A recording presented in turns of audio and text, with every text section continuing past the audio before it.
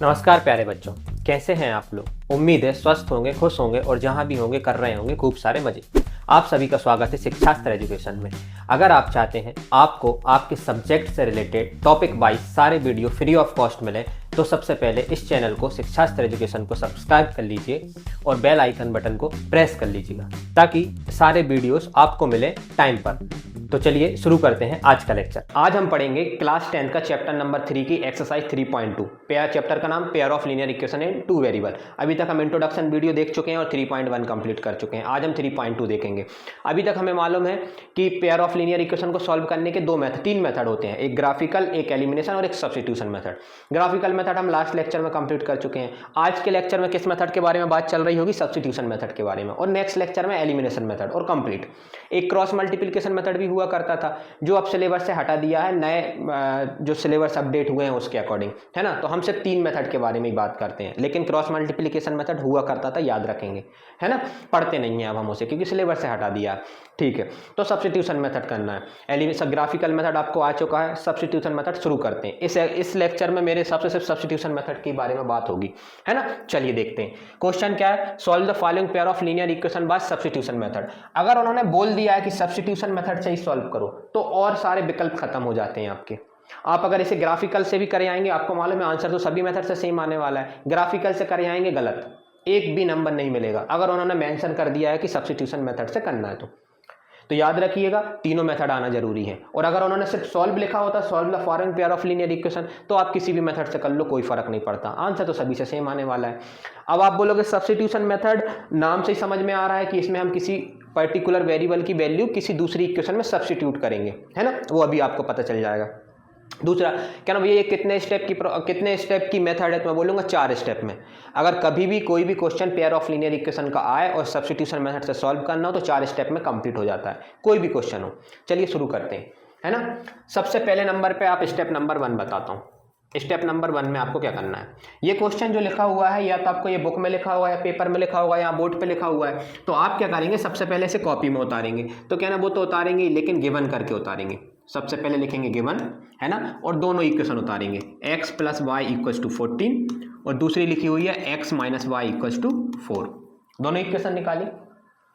यहाँ पे आप इसे फर्स्ट इक्वेशन बोलेंगे फर्स्ट वाली को, और सेकंड वाली को सेकंड इक्वेशन बोलेंगे। एक चीज यहाँ हमेशा याद ध्यान देना है कि ये जो कांस्टेंट है, ये दोनों कांस्टेंट या तो इक्वल के लेफ्ट हैंड साइड होने चाहिए या दोनों इक्वल के राइट हैंड साइड हो। ऐसा ना हो कभी कि अगर इक्वेशन में एक कांस्टेंट इस साइड लिखा हुआ है और एक कांस्टेंट इस साइड लिखा हुआ है, फिर क्या करेंगे, हम रीअरेंज कर देंगे, इस वाले को उस साइड पहुंचा देंगे, इस वाले को, ये -4 उस साइड का तो +4, ये दो हमारी मेन इक्वेशन हो जाएंगी। तो याद रखें, है ना, कि दोनों कांस्टेंट एक साइड होने चाहिए। क्यों? क्योंकि इससे कैलकुलेशन में गलती नहीं होती। ठीक है, ये आपको समझ में आ गया। अब आगे बताइए। अब मैं बोलूंगा कि ये स्टेप नंबर 1 यहाँ पे कंप्लीट होती है। अब आते हैं स्टेप नंबर 2 पे। स्टेप नंबर 2 क्या बोलती है? स्टेप नंबर 2 बोलती है कि हमें वेरिएबल की वैल्यू निकालना है। क्या ना, कौन से वेरिएबल की वैल्यू निकालना है? 2 वेरिएबल है x और y। मैंने बोला जो आपको पसंद है उसकी निकालो। फिर आप पूछोगे मुझसे यहाँ तो 2 इक्वेशन है, किस इक्वेशन से निकालूं? तो मैं बोलूंगा जो आपको पसंद है उससे निकाल लो। मैं फर्स्ट से निकालता हूँ क्योंकि मुझे फर्स्ट इक्वेशन अच्छी लग रही, तो मैं निकालूंगा फ्रॉम इक्वेशन फर्स्ट। लिखूंगा from equation first. Equation first उतारूंगा पहले पूरी as it is, x + y = 14। इसमें 2 वेरिएबल है x और y, मुझे जिसकी भी वैल्यू पसंद है उसकी निकालता हूँ। मुझे y पसंद है तो मैं y की वैल्यू निकालता हूँ। वैल्यू निकालने का मतलब होता है वो अकेला होना चाहिए और पॉजिटिव होना चाहिए। सिर्फ 2 शर्तें होनी चाहिए। एग्जाम्पल के तौर पे किसी ने बोला भैया 2x + का y = 6, मुझे यहाँ y की वैल्यू निकालो। तो मैंने बोला y पहली स्टेप है, फर्स्ट पॉजिटिव होना चाहिए। पॉजिटिव है, पहला टिक मार्क हो गया। दूसरा अकेला होना चाहिए, लेकिन उसके साथ तो 2x दिख रहा है। 2x का साइन क्या है? आगे लिखा रहता है साइन प्लस का, तो उस साइड पहुंचा दो 2x को। तो 2x उस साइड जाएगा तो माइनस में चला जाएगा, प्लस उस साइड जाकर माइनस हो जाता है। ये y की वैल्यू आ गई। देखो पॉजिटिव है और लेफ्ट हैंड साइड पे सिर्फ वही अकेला दिख रहा है। लेफ्ट में या राइट में कहीं भी बैठ सकता है। क्या ना भैया, अगर ऐसा क्वेश्चन होता तो 2x - का 3y = 8, अब मुझे y की वैल्यू निकालनी होती तो क्या करता? मैंने बोला पहली स्टेप है y पॉजिटिव होना चाहिए, है ना। तो पॉजिटिव होने के लिए पहले y को उस साइड पहुंचाओ, तो y उस साइड जाएगा तो 8 क्या ना, तुम इस साइड आ जाओ। ये y उस साइड गया और पॉजिटिव हो गया, जाएगा तो पूरा ही जाएगा। अब 3 किस में? उसके साथ मल्टीप्लाई में। मैंने बोला था y अकेला होना चाहिए। अकेला का मतलब है उसका कोफिशिएंट 1 होना चाहिए। उसका कोफिशिएंट 3 दिख रहा है, 3 हटाना है। मल्टीप्लाई में 3 इस साइड कहाँ आ जाएगा? डिवाइड में। तो 2x - 8/3, ये y की वैल्यू आ गई। कई लोग क्या करते हैं, सीधी छलांग यहाँ लगा देते हैं एक ही बार में। आप भी लगा सकते हैं अगर आप प्रैक्टिस कर लें तो, और अगर आप लगा सकते हैं तो बहुत अच्छी बात है, आप टाइम भी बचा लेंगे और क्वेश्चन भी जल्दी कर लेंगे, है ना। तो ये आपके ऊपर है, तो आप जितने जल्दी इसको वैल्यू निकाल लेंगे, तो आप 4-5 क्वेश्चन प्रैक्टिस करेंगे, अपने आप वैल्यू डायरेक्ट निकालना आ जाएगा। अब यहाँ तो बहुत सिंपल है, वाई पॉजिटिव भी दिख रहा है, सिर्फ एक्स हटाना है, तो एक्स उस साइड गया तो ये माइनस में चला जाएगा एक्स, क्या ना ये y की वैल्यू निकल गई। बिल्कुल देखो y का कोफिशिएंट 1 और वो पॉजिटिव है, इसको इक्वेशन नंबर 3 बोलेंगे, ठीक है। वैल्यू का मतलब होता है वो पॉजिटिव और अकेला होना चाहिए, ठीक है। 3 हो गया, ये दूसरी स्टेप कंप्लीट हो गई। अब तीसरी स्टेप में क्या करेंगे, स्टेप नंबर 3 में। स्टेप नंबर 3 में हम ये करते हैं कि जो भी वेरिएबल की वैल्यू आई है इसे हम दो इक्वेशन में से किसी एक में पुट करेंगे। आप बोलोगे किस में पुट करेंगे, तो मैं बोलूंगा ये जो वेरिएबल की वैल्यू निकाली आपने किस इक्वेशन से निकाली, आप बोलेंगे फर्स्ट से, तो मैं बोलूंगा फर्स्ट में मत करना क्योंकि उसी से तो निकाली है। अगर आप उसी में सब्स्टिट्यूट कर देंगे तो वापस सेम इक्वेशन बन जाएगी। रख के देख लो, देखो 14 माइनस एक्स रखोगे, एक्स एक्स कैंसिल हो जाएगा, 14 इक्वल टू 14 आ गया, तो कोई सेंस ही नहीं निकलेगा। तो फिर किस में रखना है, अगर आप फर्स्ट से निकाल रहे हैं तो सेकंड में रखेंगे। तो आप ये बात भी समझ गए, कल को अगर आप सेकंड इक्वेशन से वेरिएबल की वैल्यू निकालते तो आप उसे फर्स्ट में रखते, मतलब जिस इक्वेशन से वेरिएबल की वैल्यू निकाल रहा है उसमें नहीं रखना, उसके अलावा दूसरी में रखना है। चलो ठीक है, तो मैं किस में पुट करूंगा, पुट इन इक्वेशन किससे निकाली थी, फर्स्ट से, तो मैं सेकंड में पुट करूंगा। सेकंड में पुट करिए, सेकंड में पुट करिए तो सबसे पहले second equation as it is लिख लीजिए, x minus y equal to 4। मुझे y की वैल्यू कितनी रखनी है, 14 माइनस एक्स, तो ये मैंने 14 माइनस एक्स रखी। अब देखो एक गलती होगी, हमेशा मैंने भी करी है गलती, क्या होगी, ये जो माइनस है ये किसके साथ था, y के साथ। अब y ने तो अपनी दो टर्म ली है 14 माइनस एक्स, तो ये माइनस दोनों के पास होना चाहिए, लेकिन देखने में क्या लग रहा है, ये माइनस सिर्फ 14 के पास है, तो ये गलती हो जाती है बहुत बारीकी सी। तो जब भी याद रखें इसको, गलती सुधारने का तरीका ये है कि कभी भी अगर माइनस आए तो उसकी जो अगली टर्म होगी माइनस की हमेशा ब्रैकेट में लिखें। क्यों, क्योंकि कल को किसी ने आपसे बोल दिया कि भाई एक काम करिए 3 माइनस एक्स लिखिए, तो आप 3 माइनस एक्स लिख देंगे।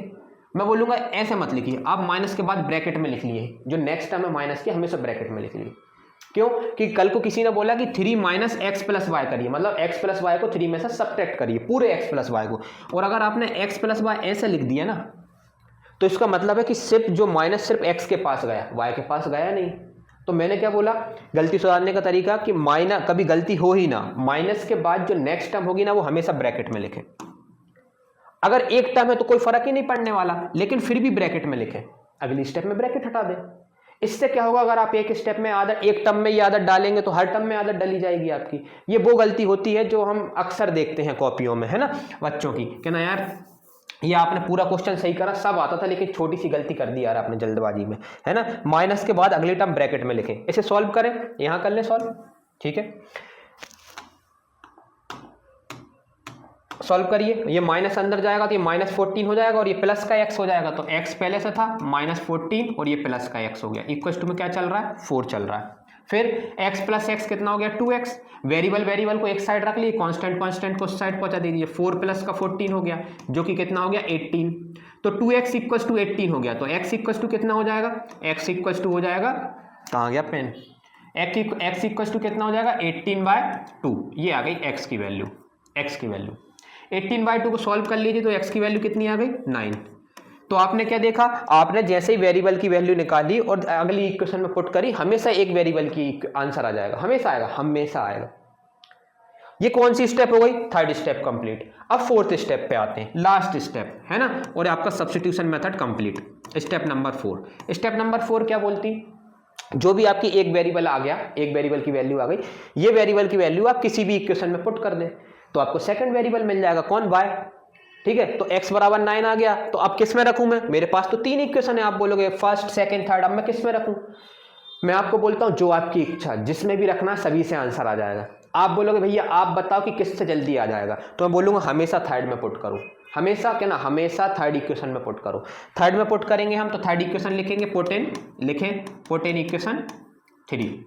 आप इसी से भी आंसर जाएगा, लेकिन थर्ड से थोड़ा जल्दी आ जाएगा। इक्वेशन थर्ड क्या है, 14 माइनस का x की जगह क्या रखना है मुझे, x हट जाएगा, x की जगह 9 आ जाएगा, 14 में से 9 गया तो y की वैल्यू कितनी आ गई, 5। तो आपने देखा कि आपके दोनों वेरिएबल की वैल्यू आ गई, और सॉल्व करने का मतलब होता है जो उसमें वेरिएबल है उनकी वैल्यू निकालना। तो एंड में क्या लिखते हैं हम, एंड में लिखते हैं required solution is x equals to 9, y equals to 5, और ऐसा बॉक्स बनाएं और यहाँ पे आंसर लिख के आए, ये एक रिप्रेजेंटेशन करने का तरीका होता है। जो चीज़ उनने पूछी है उसको हाईलाइट, हमेशा बॉक्स में आंसर लिख के आना है हमेशा। इससे टीचर देखता है कि ना अच्छा जो चीज़ चाहिए इनने बिल्कुल बॉक्स में बता दी कि हाँ x = 9 y = 5, ये आपका आंसर आ गया। तो आपने देखा 4 स्टेप में आपका सब्स्टिट्यूशन मेथड कंप्लीट हो गया। अब जितने भी आगे के क्वेश्चन सब्स्टिट्यूशन मेथड होंगे ना, सब में यही करना है, इसलिए मैं तो इसको थोड़ा और डिटेल में बता रहा हूँ, है ना, एक एक स्टेप बड़े आराम से। अगर आप मुझसे पूछोगे कि ना भैया पेयर ऑफ लीनियर इक्वेशन तो हमें 12th तक काम आने वाली, फिर कॉलेज में भी काम आएगी, मैंने बोला हाँ।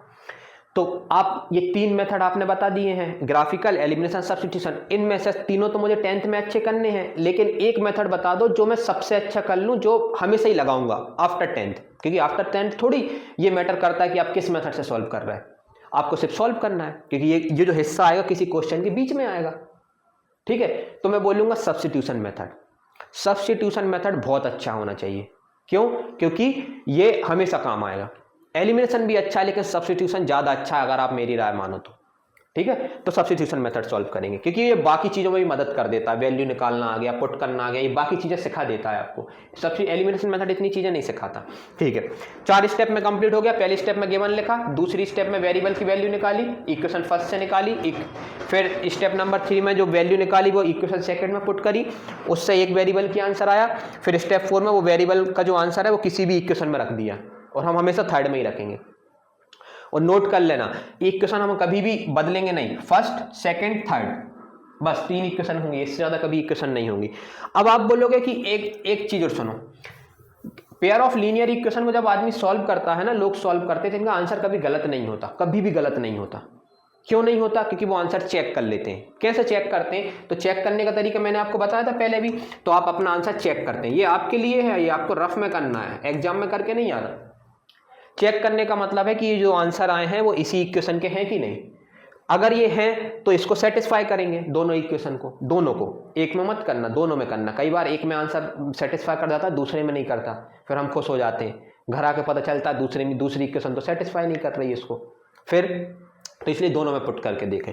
अब आप बोलोगे कि रखेंगे तो, लेकिन सेटिस्फाई करने का मतलब क्या है? तो मैं बोलूँगा ये वेरिएबल की वैल्यू उठाओ और इस इक्वेशन में रख दो। तो मैं इक्वेशन फर्स्ट में रख रहा हूँ। इक्वेशन फर्स्ट क्या है ये? इसमें x की जगह कितना रखो 9, y की जगह कितना रखो 5, LHS = RHS आ रहा है क्या? आप बोलोगे हाँ, LHS में 14, RHS में 14। इसका मतलब है ये दो जो वेरिएबल के आंसर आए हैं ये इसने सेटिस्फाई कर लिए, इस इक्वेशन ने। सेटिस्फाई करने का मतलब होता है कि इसमें अगर हम रखेंगे इक्वेशन में तो LHS = RHS आ जाएगा, कुछ भी आंसर आ जाए, बस आंसर इक्वल आ जाए। तो पहली इक्वेशन ने सेटिस्फाई कर दिया। दूसरे में रखते हैं, दूसरी क्या है? x - y = 4। तो x की जगह 9 रखा, y की जगह 5 रखा, तो =4, तो 4 = 4, तो इसने भी सेटिस्फाई कर लिया। इसका मतलब है ये जो दो आंसर हैं इसी पेयर ऑफ लीनियर इक्वेशन के हैं। तो आपको पता चल गया एग्जाम में कि आपके 5 नंबर फिक्स हो गए, मतलब बिल्कुल सही है, कोई गलती नहीं है, क्योंकि स्टेप तो आपने सही करी है। और भैया अगर यहाँ इक्वल नहीं आया होता, सपोज करिए यहाँ 13 आया होता, तो मैं बोलता कि चेक करो कुछ गलती करी है आपने, माइनर मिस्टेक जैसे ये हो जाती, कुछ ना कुछ गलती करी है आपने। अगर आपने गलती करी उसे सुधारो, वापस आओ, फिर चेक करो। पेयर ऑफ लीनियर इक्वेशन का आंसर कभी किसी का गलत नहीं होता, क्योंकि वो चेक कर लेते हैं। ठीक है, चलो नेक्स्ट क्वेश्चन पे बढ़ते हैं, है ना। ये आपको रफ में करना है, और ये जो मैंने लिखी है स्टेप 3, स्टेप 4, ये सब आपके लिए हैं। आप जब शॉर्ट नोट्स बनाएंगे, है ना, कि 4 स्टेप में हमने सब्स्टिट्यूशन मेथड सीखा है, एग्जाम में सिर्फ इतना करके आना है, ऐसा। ठीक है, चलिए सेकंड क्वेश्चन पे आते हैं। सेकंड क्वेश्चन में क्या दे दिया कि इनने 2 इक्वेशन तो दी हैं मुझे, लेकिन 2 इक्वेशन दी हैं, इसमें वेरिएबल कौन कौन से यूज करें? s और t, है ना, s और t। तो पहली स्टेप में मैंने गिवन लिखा है ना, s - t = 3, और दूसरी इक्वेशन क्या लिखी हुई है? s/3 प्लस का t/2 y6। तो सबसे पहले हमें जो इक्वेशन रहती है ना उसे थोड़ा सिंप्लीफाई कर लो। वो जान पूछ के आपको सिंप्लीफाई करके नहीं देते। तो सिंप्लीफाई कैसे करेंगे इसको? एलसीएम से। एलसीएम कैसे लेते हैं? ये 2s से टकराएगा, मतलब मल्टीप्लाई होगा तो 2s हो जाएगा, ये 3t से हो जाएगा 3t हो जाएगा, ये दोनों आपस में मल्टीप्लाई होगा 6 हो गया, इक्वल टू में 6 चल ही रहा था। अब मैं इस 6 को भी वहां पहुंचा दूंगा तो ये हो गया 2s प्लस का 3t इक्वल टू 6 × 6 36 हो गया। अब ये इक्वेशन तो फर्स्ट थी ही, इसमें कोई करेक्शन करने की जरूरत नहीं थी, लेकिन इसको मैंने थोड़ा मॉडिफाई कर दिया, है ना। ये हो गई इक्वेशन नंबर 2। मैंने बोला क्या? फर्स्ट इक्वेशन में सिर्फ 2 इक्वेशन मानना है, इनको कोई भी, मैंने इसको भी इक्वेशन नहीं बोला, इसको और सिंप्लीफाई करा तब भी नहीं बोला, जब बिल्कुल सिंप्लीफाई हो गई तब मैंने इसे इक्वेशन बोला। तो याद रखना स्टेप 1 में अगर वो क्वेश्चन आपको सिंप्लीफाई करके नहीं दे रहे हैं इक्वेशन को, तो आप उसे थोड़ा और सिंप्लीफाई कर लें, जितना हो सकता है आपके लिए अच्छा है। ठीक है, चलो फिर स्टेप नंबर 1 कंप्लीट हो गई। स्टेप नंबर 2 में हम क्या करते थे, किसी एक इक्वेशन को पकड़ते थे और उससे एक वेरिएबल की वैल्यू निकालते थे। तो मैंने कौन सी इक्वेशन पकड़ी, फ्रॉम इक्वेशन फर्स्ट। क्यों फर्स्ट, क्योंकि फर्स्ट से वैल्यू ना जल्दी निकल जाएंगी, इससे वैल्यू थोड़ा टाइम में निकलेंगी, क्योंकि इनके बाजू में कोफिशिएंट में 3 है 2 है, उसमें कुछ भी नहीं है, तो जल्दी हो जाएगा। एक स्टेप भी जल्दी हो रहा है मतलब जल्दी हो रहा है। स्टेप नंबर एस माइनस का टी इक्वल टू 3, किसकी वैल्यू निकाल लेता हूँ, एस की। जिस भी वेरिएबल की वैल्यू निकालना है आपको, आपकी इच्छा है भाई, है ना। 3 + t, इस पर बॉक्स बनाओ। ये जो वैल्यू आती है इसे कौन सी इक्वेशन बोलते हैं हम, 3rd नंबर की। Step number 1 given, step number 2 में हमने वैल्यू निकाली। अब हम क्या करते हैं, स्टेप नंबर 3 में ये वैल्यू सब्स्टिट्यूट करते हैं किस इक्वेशन में, किससे निकाली थी, फर्स्ट से, तो इसलिए करेंगे किस में, सेकंड में। तो पुट इन इक्वेशन सेकंड, तो पहले सेकंड इक्वेशन लिखिए। तो सेकंड इक्वेशन है 2s प्लस का 3t इक्वल टू 36, यही है। इसमें आपको पुट करना है s की जगह 3 + t, तो s की जगह 3 + t पुट कर दीजिए। 3 हो गया, ये प्लस का t हो गया, प्लस का 3t हो गया, ये हो गया 36। ठीक है, मल्टीप्लाई कर लीजिए, ये 6 हो गया, प्लस का 2t है ना, ये प्लस ये 3t इक्वल टू 36 है ना। 3t + 2t हो गया 5t, और कांस्टेंट को उस साइड पहुंचा दो तो 36 उस साइड माइनस में जाएगा, तो 36 में से 6 गया तो 30 बचा। ठीक है, 5 और 6 ये कट गए, 5 और 30 कितने टाइम्स, 6 टाइम्स, तो t की वैल्यू कितनी आ गई, 6, तो t की वैल्यू 6 आ गई। और मुझे पता है वैल्यू निकलती है हमेशा 3rd स्टेप में एक वेरिएबल की। अब किस में सब्स्टिट्यूट करेंगे, पुट इन इक्वेशन, है ना। किस में पुट करते हैं हम हमेशा, हम फर्स्ट सेकंड थर्ड किसी में भी पुट कर सकते हैं, लेकिन हम जानबूझ के 3rd में करेंगे, क्यों, क्योंकि 3rd से आंसर हमेशा जल्दी आ जाता है। तो s की वैल्यू कितनी है, s की वैल्यू है 3 + का t, 3rd इक्वेशन यही है। t की वैल्यू आई है 6, तो 3 + का 6, तो s की वैल्यू कितनी आ गई, 9। ये आपके सॉल्यूशन आ गए, t = 6 s = 9, ये मेरा आ गया t = 6 s = 9, ये मेरे आंसर आ गए। अब आप बोलोगे इनको जल्दी से चेक करके भी बता दो भैया कि मेरा आंसर सही है कि नहीं, है ना। देखो वही 4 स्टेप लगाई हैं, step number 1, step number 2, step number 3, step number 4, काम खत्म। सब्स्टिट्यूशन मेथड में सिर्फ 4 स्टेप होंगी हमेशा। चेक करते हैं, फर्स्ट में रख के देखूं, अगर आप इसमें s की जगह 9 रखेंगे, 9 - 6 देखो 3 आ रहा है, ओरली रख लिया करें आज छोटे मोटे क्वेश्चन तो, ठीक है। इसमें जरूर रख देते हैं, इसमें सेकंड में s की जगह कितना रखना है, s की जगह 9 रखना है, तो 9 × 2 18 हो जाएगा, ठीक है, प्लस का t की जगह 6 रखना है, 6 × 3 18 हो जाएगा, इक्वल टू में 36 होता है, 36 है, और इक्वल टू ये 36 इक्वल टू 36 आ गया। आपने देखा LHS इक्वल टू RHS आ गया, मतलब सेटिस्फाई कर गया। मतलब ये दो जो सॉल्यूशन है एक वेरिएबल के, ये इसी इक्वेशन के, ये हमें पता चल गया, बस बात खत्म। हमें आंसर पता चल गया, कह रहा बिल्कुल सही करा है। स्टेप तो हमारी पहले से ही सही थी। तो आपने देखा कि वो वेरिएबल कुछ भी दे सकते हैं, इस बार उन्होंने वेरिएबल s और t यूज कर लिया है, अच्छी बात है। ठीक है, ये वाला क्वेश्चन तो बड़ा सिंपल है यार, ये तो आप खुद ही कर लेंगे, है ना। इसमें से किस वेरिएबल, इक्वेशन फर्स्ट है, इक्वेशन सेकंड, किसी से भी वैल्यू निकाल लो, है ना, कोई फर्क नहीं पड़ता, किसी से भी निकाल लो आप, है ना। तो वैसे तो आप मेरे हिसाब से फर्स्ट से निकाल लेंगे, फर्स्ट से वैल्यू देखो, डायरेक्ट y की वैल्यू निकाल के बताऊं, y को उस साइड पहुंचा दो, 3 को यहाँ ले आओ, तो y की वैल्यू हो जाएगी 3x - का 9, 3x - का 3 आ गई y की वैल्यू, ये इसमें सब्स्टिट्यूट कर देना।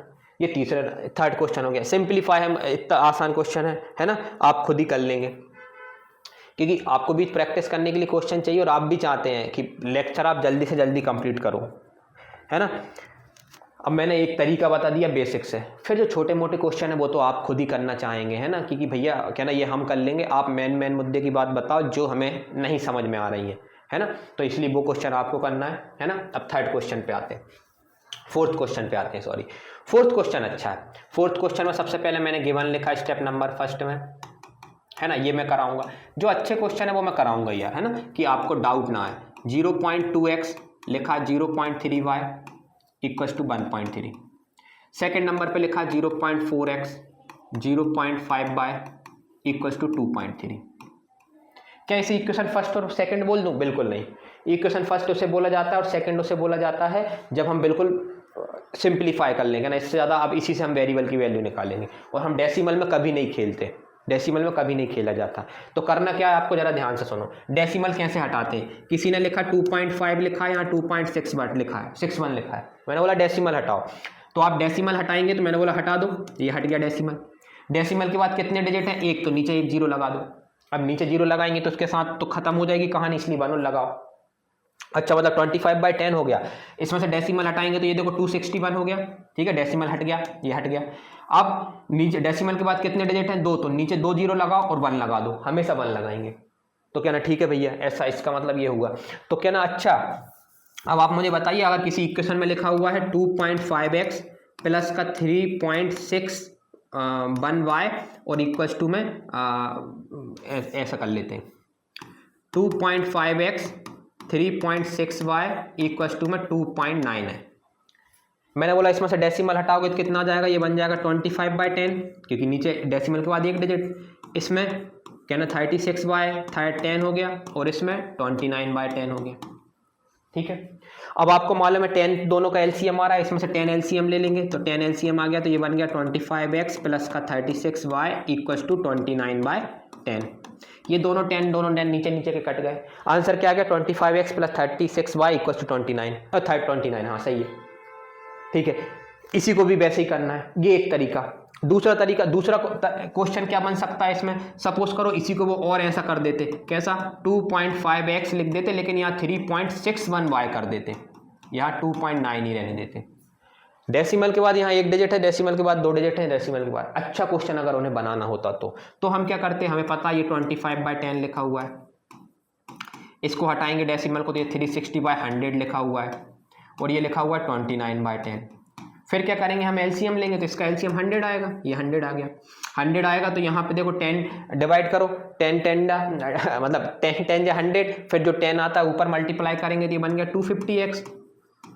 इसमें तो 100 से डिवाइड करेंगे, 1 आएगा, 1 का 361 में मल्टीप्लाई करेंगे, ऐसे ही करते हैं हम एलसीएम मेथड से, ठीक है।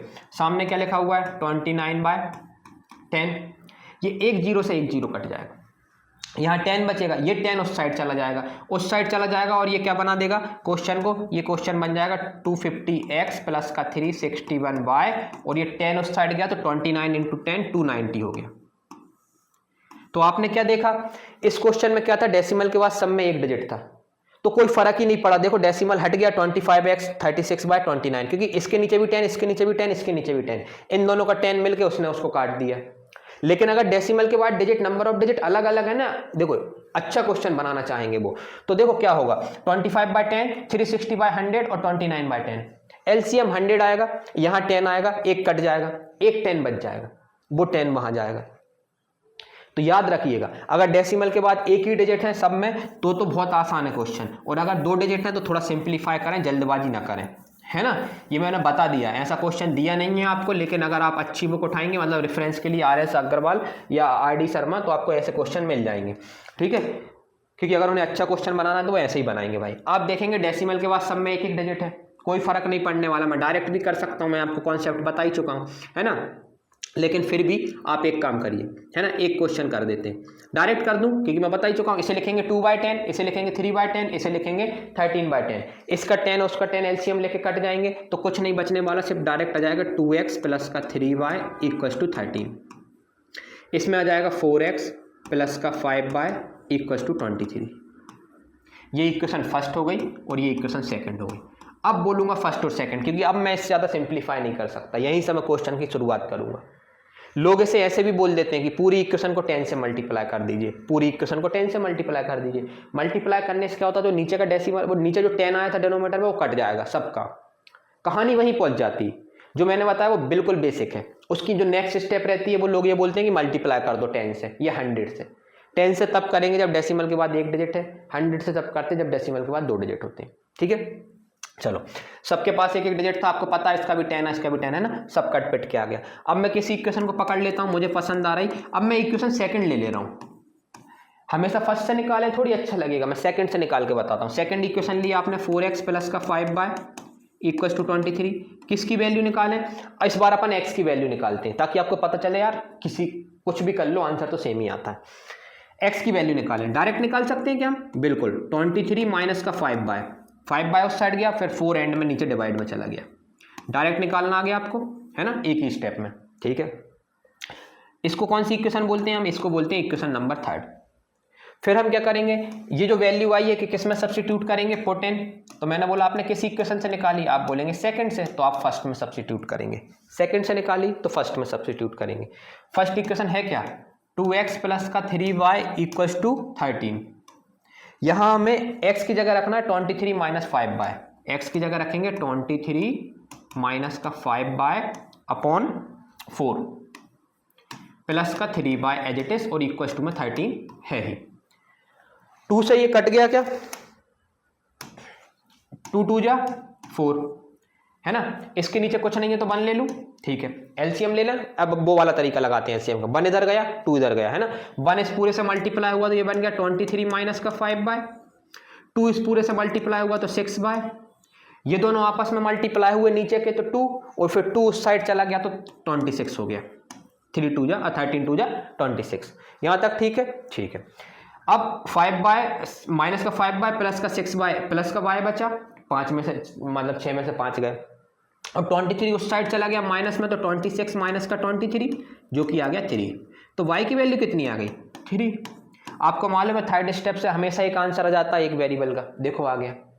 इस बार जबकि मैंने सेकंड इक्वेशन से निकाला और मैंने y की वैल्यू नहीं निकाली, x की वैल्यू निकाली, तो आपको पता चल रहा है आप कुछ भी कर लो आंसर तो सेम ही आने वाला है ना, तो जो आपकी इच्छा वैसे कर सकते हो। अब मैं किस में पुट करूंगा, हम किस में पुट करते हैं हमेशा थर्ड में, तो पुट इन इक्वेशन थर्ड।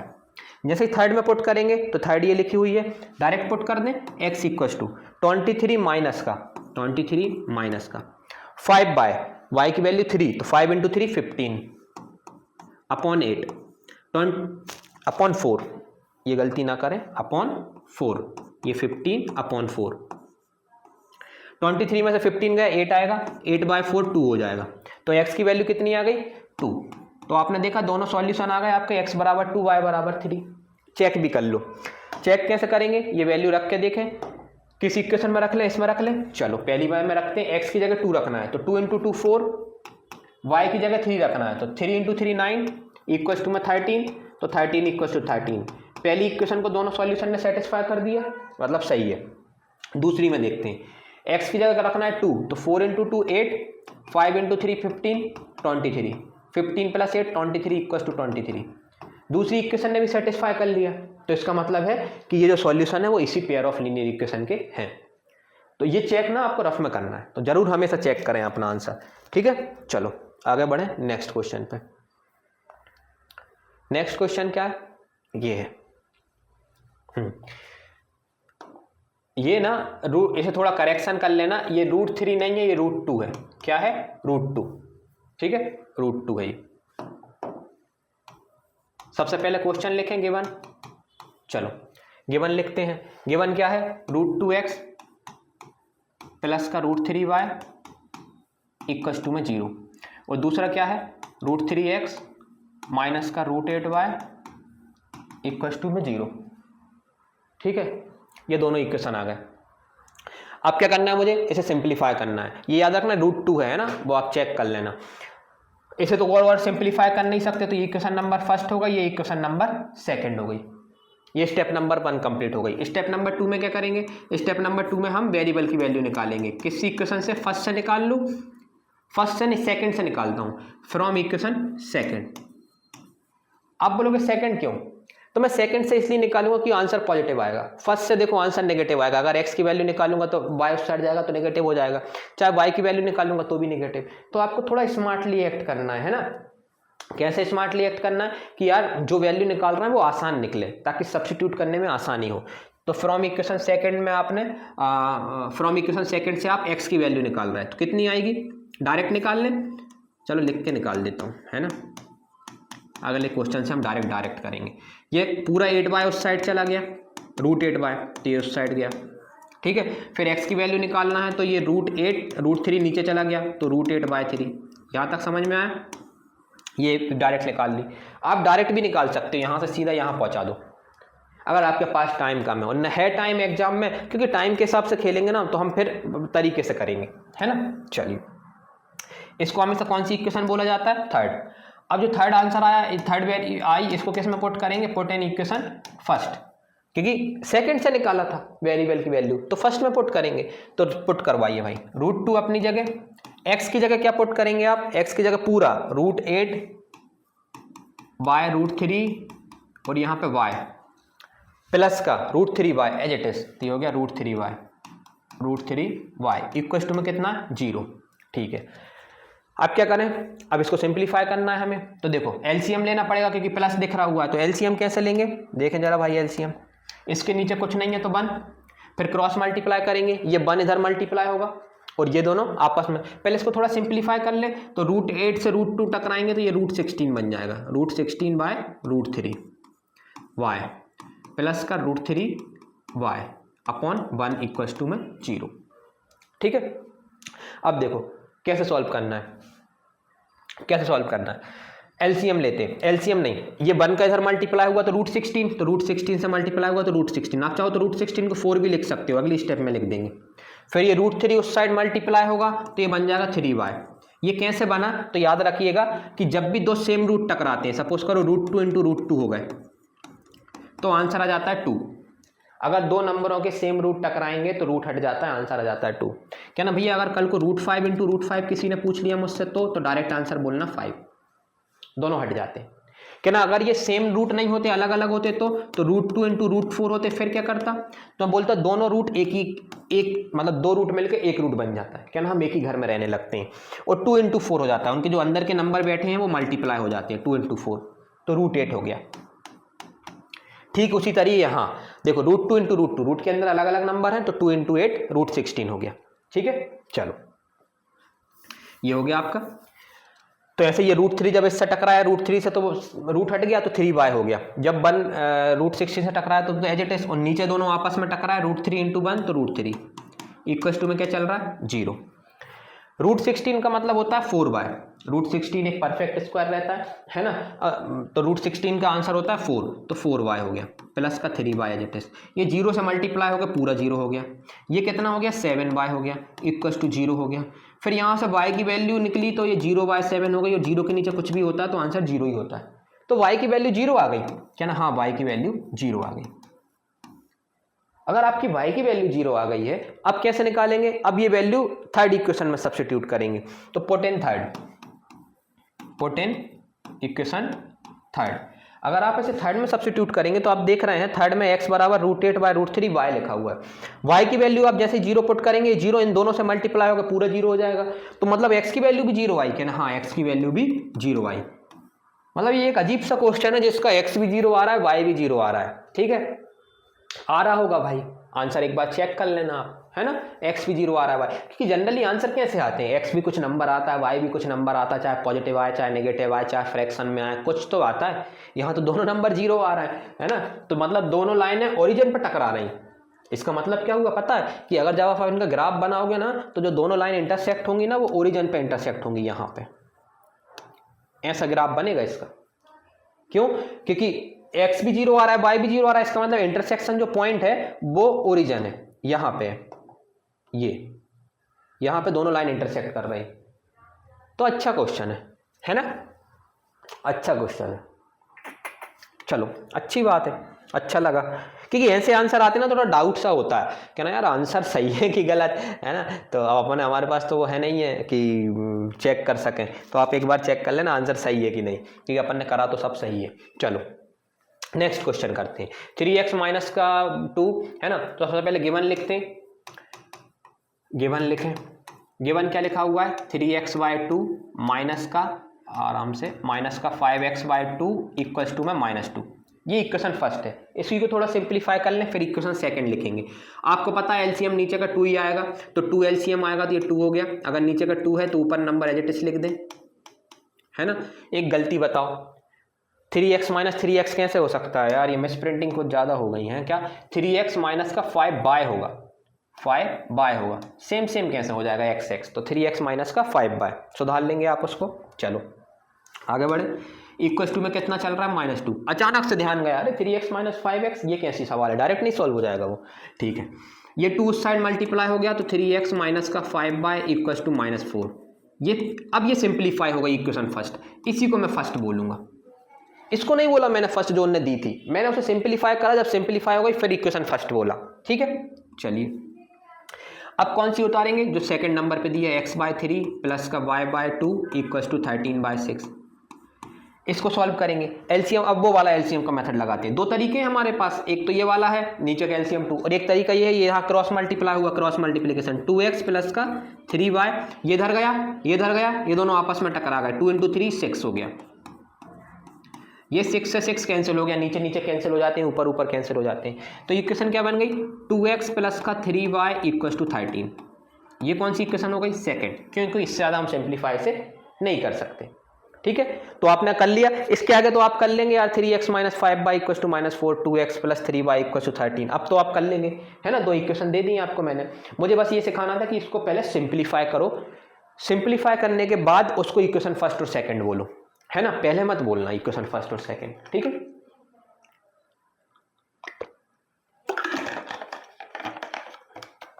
इसके बाद आप कर लेंगे, मुझे पूरी उम्मीद है ना। चलो अगले क्वेश्चन पे आते हैं। अगला क्वेश्चन क्या है, मैं आपको एक चीज बताऊं, ये जो मेथड होते हैं ना, एलिमिनेशन, सब्स्टिट्यूशन, ग्राफिकल मेथड, इनके जो स्टार्टिंग के दो क्वेश्चन रहते हैं ना, बड़े आराम से करो। मैं तो कहता हूं पहले क्वेश्चन को ही कम से कम 3 बार करो, आपको स्टेप बिल्कुल दिमाग में सेट हो जानी चाहिए। क्या ना, सब्स्टिट्यूशन मेथड मतलब 4 स्टेप, पहली स्टेप में गिवन, दूसरी स्टेप में वैल्यू निकालना, तीसरी स्टेप में वैल्यू सब्स्टिट्यूट करना, चौथी स्टेप में जो वैल्यू आई उसे फिर सब्स्टिट्यूट करना, खत्म। हर क्वेश्चन में यही करना है। अब इसमें किस किस चीज़ की ज़रूरत है, क्या क्या आना चाहिए आपको, सबसे पहले वैल्यू निकालना आना चाहिए, आपको आना चाहिए, नहीं तो पूरा गेम बिगड़ जाएगा। फिर सब्स्टिट्यूट सही करना आना चाहिए और कैलकुलेशन अच्छा होना चाहिए। इसके बाद तो सब कर लेंगे ना, तो बस ये बेसिक है। फिर तो आपको दुनिया का कोई भी क्वेश्चन दे दें, आप ऐसे ही करना है सभी में, और सभी में बस थोड़ी थोड़ी चीज़ें नई आते जाती हैं जो मैं बता रहा हूँ आपको। जैसे वो डेसिमल वाला नया आ गया था, रूट वाला थोड़ा अच्छा लगा मुझे, है ना, कि रूट वगैरह आ गए तो रूट सॉल्व करने में अच्छा लगा कि वही लोग कर पाएंगे रूट सॉल्व जो क्या बोलते हैं, जिनने क्लास 9th या 10th में पावर एंड एक्सपोनेंट पढ़ा होगा, है ना। तो ये चीज़ें क्लियर हो जाती हैं। तो याद रखें, थोड़ा अपना बेसिक मजबूत रखें, और बाकी एक क्वेश्चन को अच्छे से कर लें, दो क्वेश्चन को अच्छे से कर लें, फिर तो सारे क्वेश्चन सेम मेथड से होते हैं। अगला क्वेश्चन करते हैं, solve 2x plus 3y equal to 11, 2x minus का 4y equal to -24 and hence find the value of m for which y is equal to mx plus 3। बहुत अच्छा क्वेश्चन है, उन्होंने बोला है इसे सॉल्व करो और इस इक्वेशन से m की वैल्यू निकालो। पहले मैं बता देता हूं करना क्या है ताकि दिमाग में सेट हो जाए। इसे सॉल्व करना है मतलब इसमें से दो वेरिएबल की वैल्यू निकालना है। वेरिएबल दिख रहा है x और y, तो कहना भैया वो तो मुझे आता है सब्स्टिट्यूशन मेथड से निकालना, x और y निकल जाएंगे। मैंने बोला ठीक है, x और y निकल गए। फिर ये m की वैल्यू कैसे निकालूंगा, मैं बोलूंगा x और y की वैल्यू यहाँ सब्स्टिट्यूट कर दोगे। क्यों, क्योंकि x और y निकल गए और वही x y इसी इक्वेशन में लिखे हुए हैं, तो वो वैल्यू अपनी सेम ले सकते हैं। तो जैसे ही आप इसमें सब्स्टिट्यूट करोगे m की वैल्यू आ जाएगी। मतलब इसको बिल्कुल छेड़खानी नहीं करनी है अभी स्टार्टिंग में, बिल्कुल नहीं, पहले इन दोनों को सॉल्व करेंगे। अब यहाँ पे कहीं पे भी नहीं लिखा है कि सब्स्टिट्यूशन मेथड से सॉल्व करो, उन्होंने लिखा है सिर्फ सॉल्व। आपके पास दो मेथड पढ़ चुके हैं अभी, ग्राफिकल और सब्स्टिट्यूशन, जिससे करना है। मुझे मालूम है आप सब्स्टिट्यूशन करेंगे, ग्राफिकल मेथड से बचते हैं लोग, है ना, तो सब्स्टिट्यूशन से करते हैं। तो पहली स्टेप में क्या लिखेंगे, गिवन 2x प्लस का 3y इक्वल टू 11, ये मैंने गिवन लिखा। दूसरी स्टेप में 2x माइनस का 4y, 2x माइनस का 4y इक्वल टू -24। एक चीज और सुनो, एक अच्छी चीज सिखाता हूं, हालांकि उसकी ये इक्वेशन को और ज्यादा सॉल्व नहीं किया जा सकता, इसलिए इक्वेशन फर्स्ट, इसे और सॉल्व कर सकते हैं। नहीं भी करना मत करो, लेकिन कर चीज बता रहा हूं क्योंकि कोई अच्छी चीज है, सीख सको तो अच्छी बात है ना। तो देखो क्या है कि ये तीनों नंबर जो है किससे डिवाइड हो रहा है, 2 से हो रहा है। तीनों नंबर 2 से डिवाइड, 2 की टेबल में 2 आता है, 4 भी आता है, 24 आता है। तो यहाँ पे लिख दो डिवाइड बाय 2, ना भी लिखो तो भी चल जाएगा, डायरेक्ट डिवाइड कर दो। जो इसको 2 से डिवाइड करोगे तो यहाँ x बच जाएगा, इसको 2 से डिवाइड करोगे तो यहाँ 2 बच जाएगा, और इसको डिवाइड करोगे तो -12 बच जाएगा। ये जो आई ना सिंप्लीफाई हो गया, इसको इक्वेशन सेकंड बोलेंगे। आप बोलोगे हम इसे बोल देते तो तब भी वही आंसर आता भाई, इसे बोलोगे तब भी वही आंसर आएगा। फिर क्यों करा, ताकि कैलकुलेशन छोटी हो जाए। आपने देखो ना 24 को 12 कर लिया, जहां आपको आगे चलकर किसी नंबर को 24 से मल्टीप्लाई करना होता, सपोज करो 24 × 5 आता, अब वहीं पर 12 × 5 आएगा, तो 12 5 जो आपको जल्दी आता है करना। तो अगर ये सारे नंबर किसी एक नंबर से डिवाइड हो रहे हैं तो उससे डिवाइड कर दो।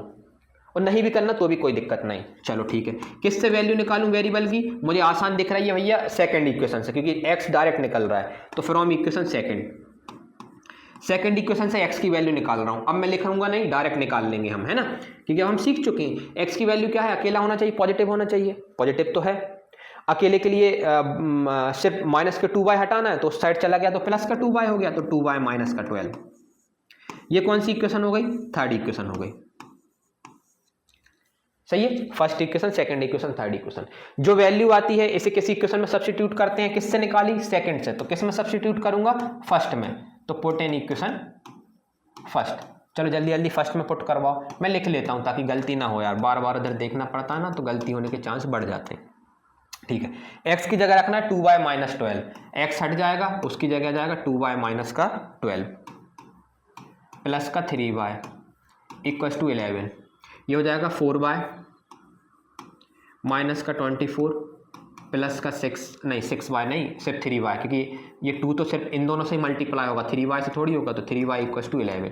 ठीक है, 3y प्लस 4y हो गया 7y, 24 उस साइड चला गया तो प्लस में हो गया, 24 हो गया 35, तो 7y इक्वल टू हो गया 35। इन दोनों को यहीं से कट कर दिया है ना, 7 5 या 35, तो y की वैल्यू कितनी आ गई? 5। आपकी y की वैल्यू आ गई। और आपको पता है थर्ड स्टेप में हमेशा एक वेरिएबल की वैल्यू आती है। इसे किस में सब्स्टिट्यूट करेंगे? पुट इन इक्वेशन थर्ड में सब्स्टिट्यूट करवाओ भाई। थर्ड है x बराबर 2y माइनस 12, तो x बराबर 2y माइनस का 12। अच्छा ठीक है, 2y की वैल्यू 5, 5 2 10, 10 माइनस 12 माइनस का 2, तो x की वैल्यू आ गई -2। तो अच्छा, x की वैल्यू -2 आ गई, y 5 आ गई। चेक कर लेते हैं, भरोसा बिल्कुल मत करो है ना, हम पे भी मत करो, आप चेक कर लो। चेक करते हैं, यहाँ इसमें पुट करते हैं। x की जगह -2 रखा तो ये हो गया -4, y की जगह 5 रखा तो ये हो गया 15। 15 में से 4 गया, 11 इक्वल टू 11। पहली इक्वेशन को सेटिस्फाई कर दिया, मतलब लग रहा है सही है। दूसरे में रखते हैं।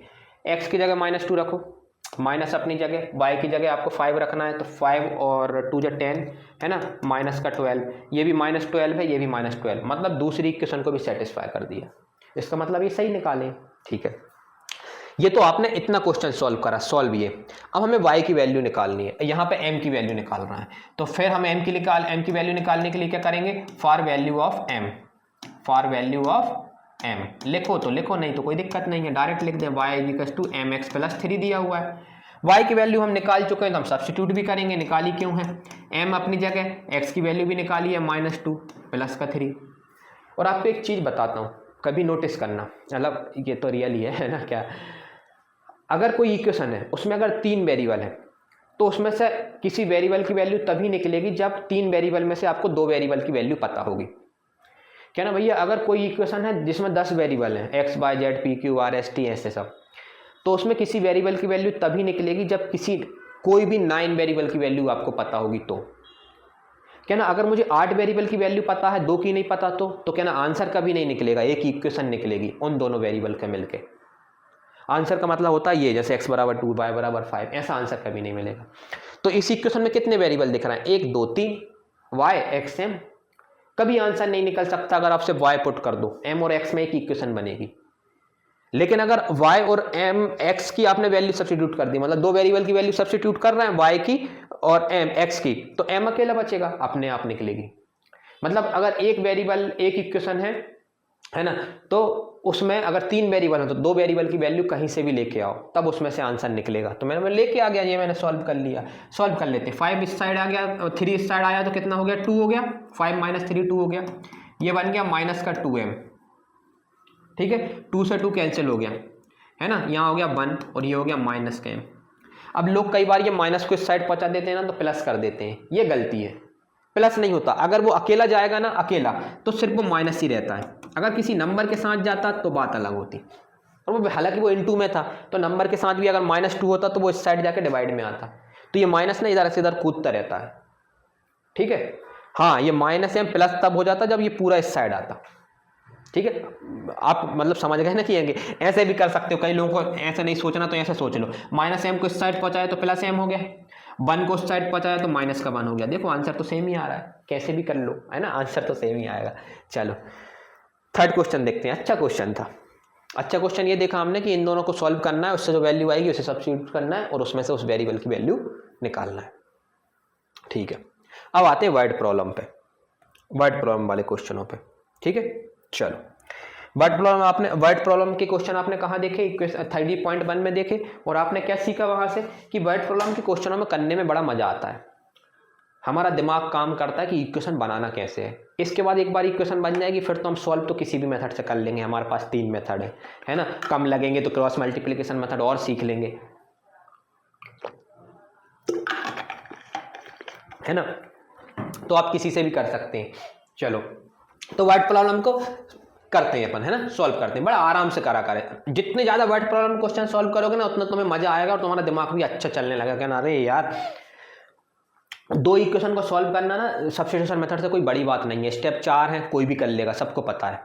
वर्ड प्रॉब्लम से ना इक्वेशन बनाने में ना दिमाग काम बिल्कुल खुल जाता है, क्या ना। अच्छा ऐसे इक्वेशन बनाना है, ऐसे सोचना है, एक भी गलत हुआ ना माइनस प्लस पूरी इक्वेशन गलत, इक्वेशन गलत तो सब्स्टिट्यूशन क्या, एलिमिनेशन मेथड भी लगा लो तो आंसर गलत ही आएगा। ठीक है, तो इसलिए वर्ड प्रॉब्लम को बड़े आराम से करा करें और number of question word problem करो, अलग अलग खोज के लाओ सारी बुक से, है ना, सबकी लगा डालो और आप नई नई चीजें सीखोगे, हर बार नई चीजें सीखोगे। चलो करें, करते हैं। Form the pair of linear equation for the following problem and find the solution bye substitution method. हमें सब्स्टिट्यूशन मेथड से सॉल्व करना है, ठीक है, लेकिन पहले तो इक्वेशन बनानी पड़ेगी।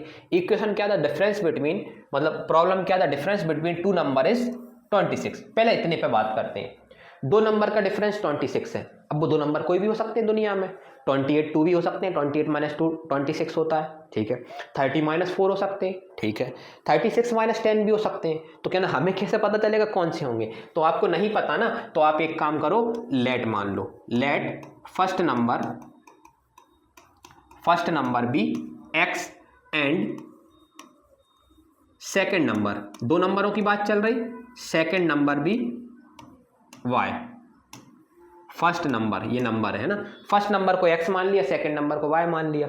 यहां ब्रैकेट में एक चीज लिख दी, क्या, x ग्रेटर देन है y। कौन बड़ा, किसी एक को तो बड़ा मानना पड़ेगा, तो मैंने बोल दिया x बड़ा है y से। आप y बड़ा मान लो x से, क्योंकि 2 नंबर है, किसी एक को तो बड़ा मानना पड़ेगा, है ना। अब क्वेश्चन क्या बोल रहा है, अकॉर्डिंग टू क्वेश्चन पे आते हैं। फिर हमने बोला था ना वर्ड प्रॉब्लम में सबसे पहली स्टेप में क्या करा करे, ये x और y माना करे, है ना। जो चीज पूछनी है, देखो फाइंड देम मतलब फाइंड द नंबर। आपको अगर ये नहीं पता चल रहा कि यार किसको x मानूं किसको y, तो बोलूंगा क्वेश्चन पढ़ो, तो क्वेश्चन लिखा है फाइंड देम मतलब फाइंड द नंबर। वो 2 नंबरों के बारे में पूछ रहे हैं जिनके बारे में बात चल रही है, तो उन्हीं 2 नंबरों को x और y मान लो, किसी को भी x मान लो, किसी को भी y मान लो, कोई फर्क नहीं पड़ता, ठीक है। अब अकॉर्डिंग टू क्वेश्चन दूसरी स्टेप में क्या करते हैं हम, अकॉर्डिंग टू क्वेश्चन जो स्टेटमेंट वो बोल रहे हैं उसी को फॉलो करेंगे।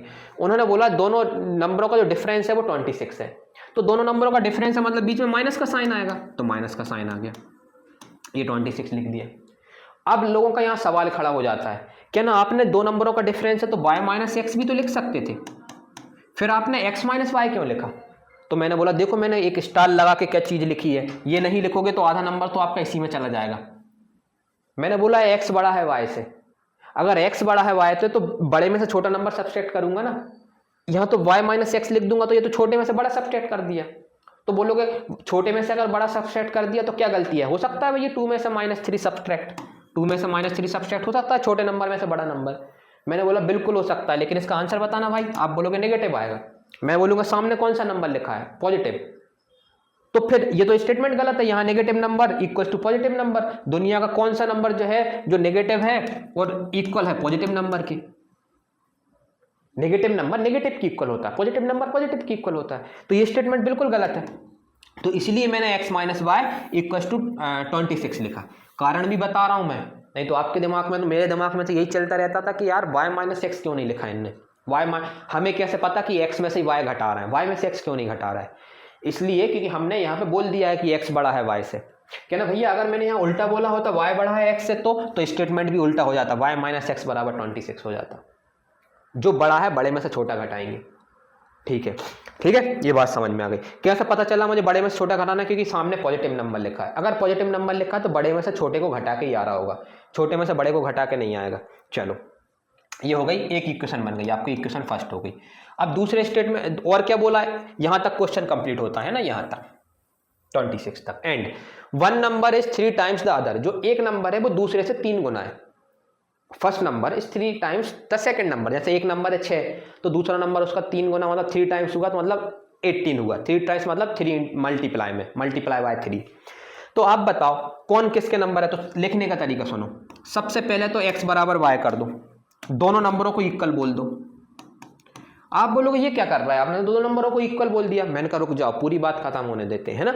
दोनों नंबरों को सबसे पहले इक्वल करो, फिर उन्होंने बोला है कि जो एक नंबर है वो दूसरे से 3 टाइम्स है, तो 3 टाइम्स का मतलब होता है 3 का मल्टीप्लाई करना है, मल्टीप्लाई बाय 3। तो किस में करें, तो आप मुझे बताओ कौन सा बड़ा है। तो आपने बोला भैया आपने स्टार्टिंग में ही बोला था कि x बड़ा है, तो ये बड़ा है, तो 3 का मल्टीप्लाई किस में करूंगा, सामने वाले में। अगर ये बड़ा है तो मल्टीप्लाई किस में करेंगे, सामने वाले में। अब आपको लोगों को डाउट आता है कि ना सामने वाले में क्यों मल्टीप्लाई कर रहा है, बड़ा तो ये है ना। तो मैंने बोला एक चीज बताओ, जना ध्यान से सुनना। मैंने बोला कि मेरी एज आपसे, ए की एज बी से 3 टाइम्स है। क्या, age of A is 3 times of B, A की एज बी से 3 टाइम्स है। तो इसका मतलब क्या हुआ, ए बराबर, मैंने बोला कि ए बराबर थी बी लिख दो। आप बोलोगे ये तो इक्वल है, आप जबकि ए की एज तो 3 टाइम्स है। तो मैं बोलूंगा किस 3 टाइम्स है, मतलब 3 का मल्टीप्लाई करना है। तो बोलोगे बड़ा कौन है, तो आप बोलोगे ए, तो मल्टीप्लाई करना सामने वाले में। क्यों, जरा देखो, ए की एज सपोज करो 6 है, क्योंकि 3 टाइम्स है तो ए की एज कुछ ना कुछ होगी, और बी से 3 टाइम्स है तो बी की एज मान के चलो 2 है, तो ए की 6 हो गई। और आपने 6 बराबर 2 लिख दिया, ये गलत है कि नहीं। 6 बराबर कभी 2 होता ही नहीं है ना। तो ये 3 का मल्टीप्लाई करने पे देखो 6 बराबर 6 आ रहा है, क्या ना, हाँ 6 बराबर 6 आ रहा है, इसलिए मतलब ये 3 का जो मल्टीप्लाई मैंने करा वो बिल्कुल सही करा। आप बोलेंगे हाँ। आप बोलोगे लेकिन अगर आप उसको इस साइड मल्टीप्लाई कर देते तो मैंने बोला देखो भाई, अगर बी की एज 2 है, ए की एज 6 है ना, तभी तो ये 3 टाइम्स और 6 बराबर 2 कर दिया। अगर इक्वल करना है तो 3 का मल्टीप्लाई अगर आपने इस साइड कर दिया तो ये तो 18 हो गया, ये तो और बड़ा हो गया। पहले तो 6 ही था, अब 18 हो गया, 18 2 के बराबर होता ही नहीं। तो क्या होता है, हम बीच में क्या का साइन लगाते हैं, इक्वल का। इक्वल का मतलब ये रहता है कि दोनों चीजें बराबर है। अगर ये 3 टाइम्स बड़ा है ना तो सामने वाले में मल्टीप्लाई करो, क्यों, तभी तो इक्वल होंगे। ये तो पहले से ही बड़ा था, अगर इसमें भी 3 का मल्टीप्लाई कर दोगे ना तो ये और बड़ा हो जाएगा, फिर इक्वल का साइन सेटिस्फाई नहीं करेगा। तो याद रखना, इसे कैसे बोला जाता है, आसान भाषा में इसे बोला जाता है कि ना भाई देखो, सबसे पहले इक्वल का साइन लगाओ, सबसे पहले इक्वल का साइन लगाओ, लगाया, फिर हाथ रखो, ये पता करो कि +3 करना है, इंटू 3 करना है कि -3 करना है कि डिवाइड, तो आपको पता चलेगा 3 टाइम्स मतलब इंटू 3 करना है। तो मैं बोलूंगा कौन बड़ा है, तो आप बोलोगे एक्स बड़ा है, तो मैंने बोला इस पर हाथ रखो, उसमें ना मल्टीप्लाई करके उसके जो सामने नंबर लिखा है उसमें मल्टीप्लाई कर दो। अच्छा, मतलब जो बड़ा है उसमें ना करके सामने वाले में, तब क्यों, क्योंकि वो छोटा है, छोटे में मल्टीप्लाई करेंगे तो वो बड़े के बराबर आ जाएगा। ये बात समझ में आई। ये हो गई इक्वेशन नंबर 2। अब इन दोनों को सॉल्व कर लेते हैं, इक्वेशन नंबर 1 और 2 को। तो कैसे सॉल्व करोगे, आप बोलोगे इसमें तो आपको कोई इक्वेशन ही नहीं बन रही। मैंने बोला बन गई ना, देखो डायरेक्ट वैल्यू सब्स्टिट्यूट हो रही है यहाँ, तो मतलब सीधी वैल्यू निकल रही है ना। कैसे निकल रही सीधी वैल्यू, x - y = 26, x बराबर 3y, 2 इक्वेशन बन गई, किसी से वैल्यू निकालने की जरूरत ही नहीं है, डायरेक्ट सब्स्टिट्यूट कर दो। ये देखो x बराबर 3y इसमें सब्स्टिट्यूट कर दिया, है ना। तो पुट इन इक्वेशन फर्स्ट, क्या पुट करना है, put in equation first, x बराबर 3y, x बराबर 3y सब्स्टिट्यूट कर दो, क्योंकि वैल्यू निकल आई है, इस बार निकालने की जरूरत ही नहीं। जैसे 3y सब्स्टिट्यूट करोगे x की जगह तो ये बन गया x - 3y = 26, x की जगह 3y पुट करेंगे तो 3y माइनस का y = 26, 2y = 26, y की वैल्यू कितनी आ गई, 26 से 2 कट गया, कितना आ गया 13 टाइम्स। अगर y की वैल्यू 13 आ गई, ये कहाँ पुट करोगे, सेकंड में पुट कर दो, तो put in second, put in equation second. जैसे ही आप y की वैल्यू 13 रखोगे तो 13 × 3 39, तो y की x की वैल्यू कितनी आ गई 39। अच्छा, मतलब डायरेक्ट सब्स्टिट्यूशन लगा दिया, मतलब सब्स्टिट्यूशन मेथड यही तो होता है, इससे एक वैल्यू निकाल के दूसरे में सब्स्टिट्यूट करना, और वैल्यू निकल आई थी। आप बोलोगे नहीं मुझे तो इक्वेशन बनाना था, तो बना लो भाई, लो ऐसी बना लो, ये बन गई x - 3y = 0, एक इक्वेशन ये, एक इक्वेशन ये। लेकिन ये तो टाइम खराब है मेरे हिसाब से ऐसा करना, है ना। कोई चलो अब आप आंसर चेक करो। आंसर तो हालांकि सेम ही आएंगे, लेकिन एक चीज नोटिस करो वाइट प्रॉब्लम पे अब और अच्छा समझा और अच्छा देखते हैं। एक्स कितना आया 39, वाई कितना आया 3, एक्स 39 वाई 3, एक्स बड़ा आया। ध्यान से देखो क्या दोनों नंबरों का 39 नहीं है 29 आएगा, है ना। दोनों नंबरों का डिफरेंस है कितना 26 है ना, तो दोनों नंबरों का डिफरेंस 26 कहाँ आ जाएगा 29 आ रहा होगा यार, है ना। 13 यहाँ x था, x बराबर 1 number 3 times the other, x बराबर 3y, ठीक है। तो ये 3y रखा 3y 2y 13 आ गया, है ना। 13 हाँ सही तो है यार, क्या सोच रहा हूँ मैं भी। y बराबर 3 नहीं है, y बराबर 13 है। क्या यार, मैं वही तो बोलूँ, मैंने 3 सोच रहा था, मैंने कहा 3 कैसे पॉसिबल है। अगर 3 क्यों पॉसिबल नहीं है, क्योंकि एक नंबर 39 है, दूसरा नंबर 3 है, तो इन दोनों का डिफरेंस कितना आ गया 36 आ गया, लेकिन डिफरेंस आना कितना चाहिए था 26, ये सोच रहा था। फिर बाद में देखा यार क्या ना, अरे यार वो 3 थोड़ी है, वो 13 है, तुमने गलत उतारा है भाई। अब इनका डिफरेंस देखो, तो देखो इन दोनों का डिफरेंस देखो तो आप बोलोगे 26। देखो पहली इक्वेशन में भी यही बोला था ना कि दोनों नंबरों का डिफरेंस 26 है, ठीक है। फिर क्या बोला था कि 1 नंबर इज 3 टाइम्स अदर, जो एक नंबर है वो दूसरे से 3 गुना है। तो देखो 13 में 3 का मल्टीप्लाई करोगे तो देखो 39 आ जाएगा, तो एक नंबर जो है वो दूसरे से 3 टाइम्स है। तो आपने देखा वाइट प्रॉब्लम को कितने आसान तरीके से कर सकते हैं, बस ये कुछ बेसिक याद रखना है। जिन चीज़ों के बारे में बात चल रही है उनको एक्स और वाई मान लो, फिर जो स्टेटमेंट है उसको सही लिखो। सही में देखो गलती कहाँ होती है सबसे बड़ी, ये 3 में सबसे गलती होती है। लोग 3 को ना यहाँ मल्टीप्लाई कर देते हैं एक्स में, तो पूरी कहानी बिगड़ जाती, ठीक है। तो करना कैसे, सबसे पहले इक्वल का साइन लगाओ, फिर से बता रहा हूँ, है ना। ये स्टेटमेंट को 1 number is 3 times the other, सबसे पहले इक्वल का साइन लगाओ, क्या ना दोनों नंबरों को इक्वल कर लिया। मुझे पता है भैया 3 का मल्टीप्लाई करना है, लेकिन मुझे पता है ये बड़ा है, तो इस पे हाथ रखूंगा, मल्टीप्लाई करूंगा सामने वाले पे, और +3 करना होता तो तब भी सामने वाले में, ठीक है। तो ऐसे करना है। नेक्स्ट क्वेश्चन देखें। आप ऐसे अलग अलग क्वेश्चन करते जाएंगे, आपका बिल्कुल मुझसे अच्छा कर लेंगे, क्या ना अरे इतना क्यों समझा रहा है, हम डायरेक्ट नहीं कर लेंगे, है ना। चलो, the larger of 2 supplementary angles exceeds the smaller by 18 degree, find them. Supplementary angle होते हैं, कॉम्प्लीमेंट्री एंगल होते हैं, 2 एंगल होते हैं, है ना। यहां देखो कॉम्प्लीमेंट्री एंगल सारी 8th क्लास में आए थे। एक कॉम्प्लीमेंट्री एंगल का मतलब होता है ऐसे 2 एंगल दुनिया में जिन दोनों का सम करें तो 90 आए, वो होते हैं कॉम्प्लीमेंट्री एंगल। एग्जाम्पल के तौर पे आप ले लो, सपोज करो एक एंगल ले लिया 20 डिग्री, जरूर लगाएं, एक ले लिया 20 डिग्री तो दूसरा 70 डिग्री, दोनों का सम 90 आता है, क्या ना। हाँ, ये कौन से नंबर है, कॉम्प्लीमेंट्री नंबर है, 20 डिग्री और 70 डिग्री। और बोलो, आप बोलोगे ऐसे तो मैं 10 बना सकता हूँ, 18 डिग्री और 10 डिग्री बना लिया, 5 डिग्री और 85 डिग्री बना लिया। हाँ, ये सारे एंगल्स क्या होते हैं, कॉम्प्लीमेंट्री एंगल्स होते हैं। फिर दूसरा कौन सा होता है भैया, दूसरा होता है सप्लीमेंट्री एंगल, जिसकी इस क्वेश्चन में बात करी जा रही, सप्लीमेंट्री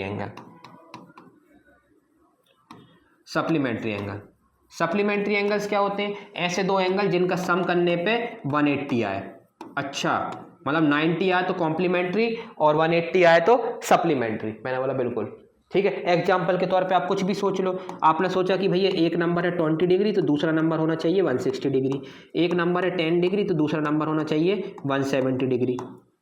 ये कौन से नंबर है, सप्लीमेंट्री एंगल्स, ठीक है। तो याद रखेंगे, छोटी सी बात है, ऑब्जेक्टिव में भी कई बार आ जाती, ठीक है। अब उन्होंने बोला the larger of 2 supplementary exceed the smaller by 18 degree, find them मतलब वो दोनों एंगल फाइंड करो। तो मैंने बोला था ना पहली स्टेप में क्या रहता है, एक्स और वाई मानना, तो किसको मानेंगे, first angle be x degree जरूर लगाएं, और second angle be y degree. First angle को एक्स डिग्री मान लिया, सेकंड एंगल को वाई डिग्री मान लिया। अकॉर्डिंग टू क्वेश्चन आते हैं,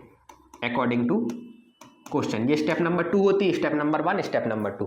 क्वेश्चन क्या बोल रहा है, अब हाँ यहां पे ये भी बताना पड़ेगा कि 2 एंगल है, कौन सा बड़ा है। तो मैंने बोला हमने एक्स को बड़ा मान लिया, अब वाई को भी बड़ा मान सकते हो, कोई दिक्कत नहीं। The larger of supplementary angle exceeds the smaller by 18, जो बड़ा एंगल है वो छोटे से 18 ज्यादा है, छोटे से 18 ज्यादा, बड़ा। तो मैंने बोला सबसे पहला देखो, जब भी ज्यादा कम की बात चले ना, मोर है ना, एक्सीड, तो समझ जाओ प्लस करना है।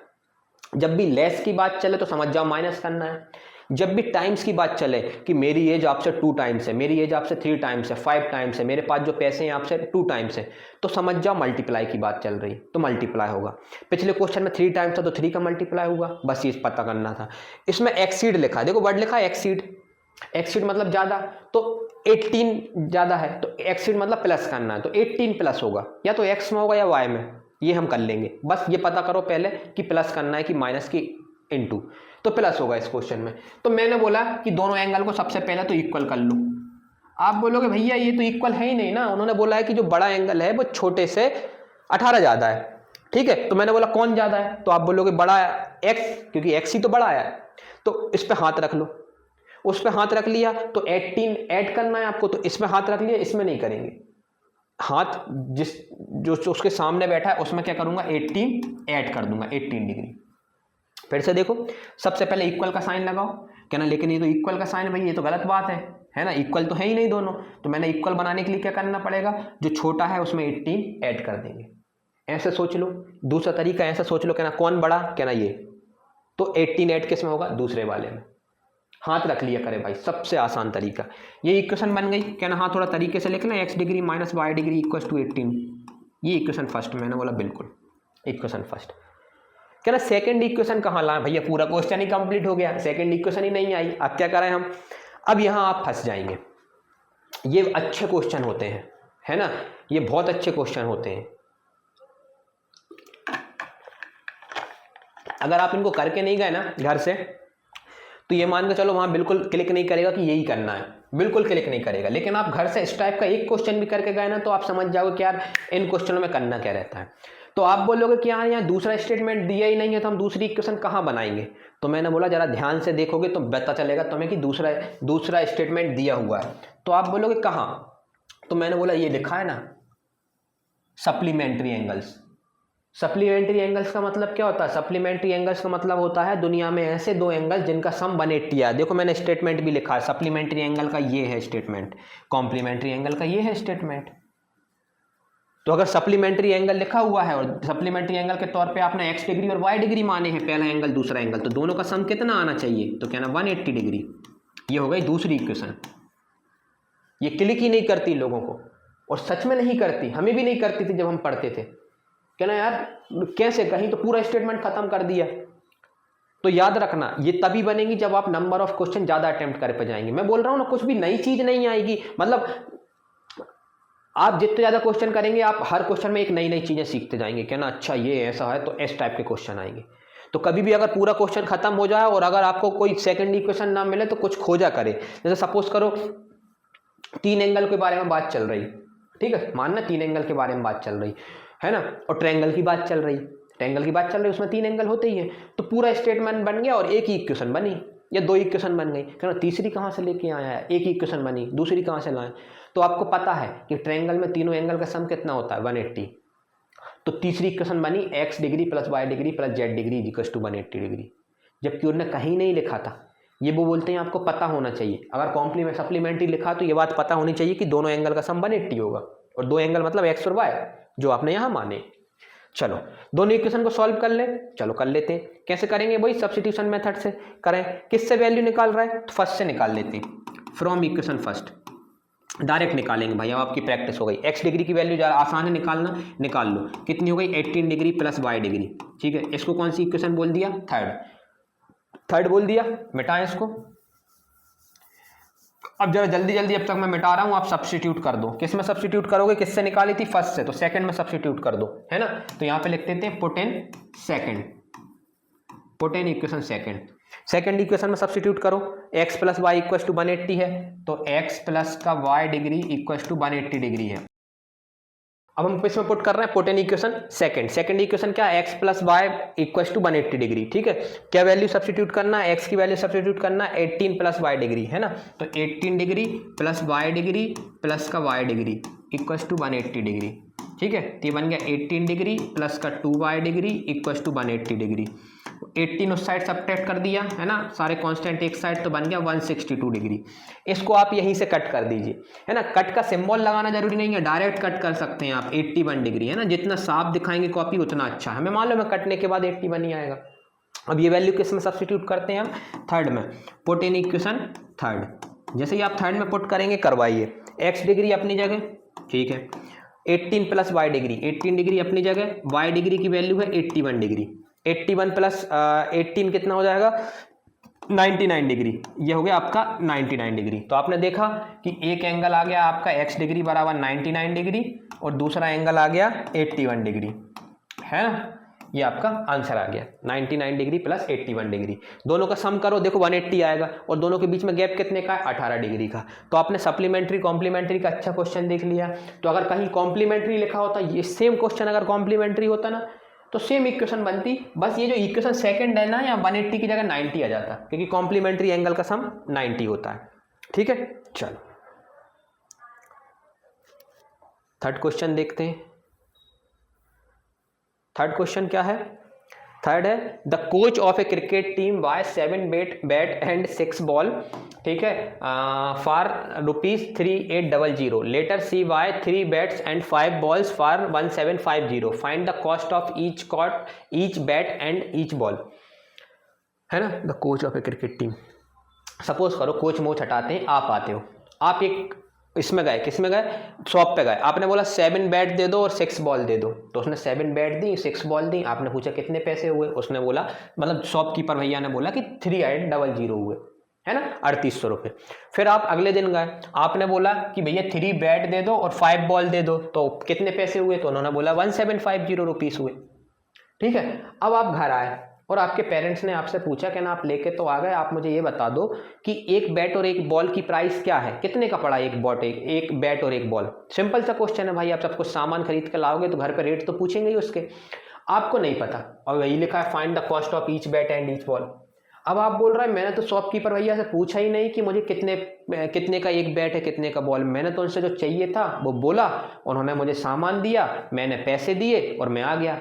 ये गलत है, ये सच में गलत है ना। आपको हर चीज़ के रेट पता होने चाहिए। आप अगर सब्जी खरीदने भी जा रहे हैं और अगर वो बोल रहे हैं आपसे कि ना 40 रुपये किलो है, सपोज करो टमाटर, तो आपको पता होना चाहिए 40 किलो का मतलब है कि 1 किलो 40 रुपये के हैं। तो अगर आपको 3 किलो खरीदने हैं तो माइंड में पहले ही कैलकुलेशन कर लो कि ना 40 × 3 120 रुपये हो गए। ठीक है, फिर उनसे पूछो कि ना कितने रुपए हुए। अगर वो 120 बोल रहे हैं तो आप समझ जाओ कि ना सही वो मतलब सही कैलकुलेशन करी। अगर उन्होंने बोला कि 140 तो उनसे पूछो कि ना 140 किस बात की, 140 कैसे हुए। ठीक है, अगर उन्होंने बोला 100 तो मतलब समझ लो उन्होंने डिस्काउंट दिया, और 140 ले रहे हैं मतलब इसका मतलब उन्होंने ज़्यादा ले लिया, और 120 ले रहे हैं मतलब उन्होंने एग्जैक्ट लिए। तो ऐसा अगर सवाल बन जाए, ये कहानी तो नॉर्मल है ना, तो फिर आप घर पे कैसे बताओगे। आप शॉपकीपर से पूछने जा नहीं सकते कि ना एक बैट और एक बॉल कितने का है, बॉट क्यों निकल रहा है, बैट है वो, है ना, कितने का है। तो आप क्या करेंगे, घर पे कैलकुलेशन करेंगे। घर पे कैसे करेंगे, आप कहेंगे मतलब घर पे पापा से बोलेंगे 2 मिनट रुकिए मैं अभी करके बता रहा हूँ कैसे करना, जरा देखते हैं। यह है question pair of linear equation है 2 वेरिएबल का। 2 वेरिएबल का क्यों है, क्योंकि 2 वेरिएबल की बात चल रही है, एक ईच बैट, एक बैट की और एक बॉल की। जो चीज़ फाइंड करनी है उन्हीं को एक्स बोलते हैं और वाई बोलते हैं। लेट कॉस्ट फाइंड करनी तो कॉस्ट ऑफ ईच बैट या 1 bat, cost of each bat is x rupees. तो रुपीज़ का सिंबल जरूर लगाएं, और सिंबल बदल गया है आपको मालूम है, ₹x ऐसे लिखेंगे। ये वाला सिंबल लगाना बंद कर दें, जो कि मेरी आदत है, मैं लगाता हूँ आज भी, है ना। तो कॉस्ट ऑफ ईच बॉल या 1 बॉल भी लिख सकते हैं, कितना है ₹y। एक बैट की कॉस्ट आपने ₹1 मान ली, एक बॉल की कॉस्ट आपने y मान ली। ये स्टेप नंबर 1 हो गई। अकॉर्डिंग टू क्वेश्चन पे आते हैं। क्वेश्चन क्या बोल रहा है आपसे, ये आपने फर्स्ट एक्सरसाइज में भी करा एक क्वेश्चन, है ना। क्वेश्चन क्या बोल रहा है, 7 बैट प्लस 6 बॉल का जो सम है, मतलब दोनों सम, प्लस क्यों सिंबल लगाया ये भी सोचो, इनटू क्यों नहीं लगाया, प्लस क्यों लगाया, दोनों चीजें ली, दोनों का जोड़ने पे आंसर आ रहा है 3800, इसलिए प्लस लगाया, जोड़ना मतलब प्लस होता है। ठीक है, 7 बैट। अब बताओ एक बैट की प्राइस अगर x रुपीस है तो 7 बैट की कितनी होगी, 7x। भाई एक बैट अगर ₹5 का आ रहा है तो 7 बैट की कितनी हो जाएगी, जो भी एक की प्राइस है उससे मल्टीप्लाई कर दो 5 से। तो यहाँ x था तो x से मल्टीप्लाई कर दिया। एक बॉल की प्राइस y है तो यहाँ y से मल्टीप्लाई कर दिया, तो 3800 हो गया। ये इक्वेशन फर्स्ट हो गई। इक्वेशन सेकंड क्या बोल रही है, इक्वेशन सेकंड बनेगी आपकी जब किससे बनेगी, 3 बैट एंड 5 बॉल। आप 3 बैट लेने गए प्लस का 5 बॉल, कितने का पड़ा आपका 1750 का, 1750 का। 3 बैट कितने के पड़ेंगे, अगर एक एक्स का है तो 3x के, 5 बैट कितने के पड़ेंगे 5 बाय के, और 1750। ये तो हम डायरेक्ट कर लेंगे। तो क्या ना ये वाली लाइन लिखना जरूरी है, कौन सी, ये वाली? बिल्कुल जरूरी नहीं है। आपके पास टाइम है तो लिखो, नहीं तो डायरेक्ट अकॉर्डिंग टू क्वेश्चन के बाद सीधी इक्वेशन पे छलांग लगाओ। ठीक है, अब इन दोनों इक्वेशन को सॉल्व करके आप आंसर निकाल लेंगे। आप खुद कर लेंगे कि मैं करके बताऊं? मेरे हिसाब से आप खुद कर लेंगे, लेकिन फिर भी मैं जल्दी जल्दी कर लेता हूं, है ना। From equation first, equation first से हम वैल्यू निकालते हैं, किसकी, किसी वेरिएबल की वैल्यू निकालते हैं। किसकी वेरिएबल की निकालना है, एक्स की निकाल लेते हैं। एक्स कितना आएगा, देखो डायरेक्ट देख के बताते हैं अपन, कितना आएगा 3800 आएगा, माइनस का 6y आएगा, अपॉन में 7 आ जाएगा।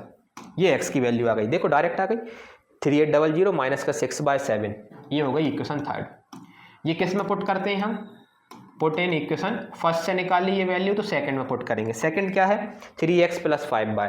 3 अपनी जगह, x की जगह है 3800 माइनस का 6y/7, है ना, और प्लस का 5y, इक्वस टू में 1750। ठीक है, सॉल्व कर लेते हैं। ये 3 से तो कट नहीं रहा, अंदर ही मल्टीप्लाई करना पड़ेगा और साथ में एलसीएम भी लेना पड़ेगा, है ना। आप भी जल्दी जल्दी करना, मैं भी जल्दी जल्दी करता हूँ, है ना।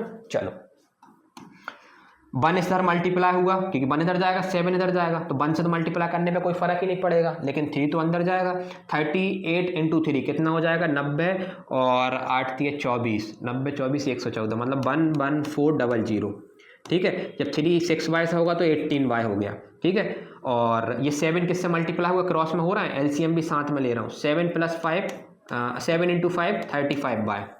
ठीक है, फिर ये दोनों के नीचे कितना आ गया 7, इक्वस टू में 1750। मेरे हिसाब से सही कैलकुलेशन कर दिया, बिल्कुल सही है। फिर 11400, 18y में से 35y में से 18y गए, कितने बचे 25 और 15 17, 17y। ये 7 उधर मल्टीप्लाई में चला गया, डायरेक्ट मल्टीप्लाई कर दो, 7 5 × 35, 3 कैरी आ गया, है ना, और फिर 7 7 × 49 और 3 52, 5 कैरी आ गया, 7 और 5 12 हो गया, है ना। ठीक है, फिर क्या करें, ये 17y एज इट इज, ये उस साइड माइनस में चला गया, कौन, ये 11400। सब्ट्रैक्ट करवाएंगे भाई जल्दी, 17y सब्ट्रैक्ट कराएंगे तो देखो यह तो 50 आ गया, है ना, और ये कितना हो गया 6 और 2 8 8 आ गया। ठीक है, अब कहाँ करूँ भाई, जगह नहीं बची मेरे पास, तो मैं यहाँ कर दूँ, है ना, यहाँ कर दे रहे हैं। कितना आ गया हमारा क्वेश्चन, 17y = 850। क्वेश्चन आसान है, बस कैलकुलेशन थोड़ी लंबी है। वाई, मुझे आपको पता है 17 से 85 डायरेक्ट कट जाता है, कितनी बार 5 जा 7 5 जा 85, तो आंसर आ गया 50। तो y की वैल्यू आ गई 50।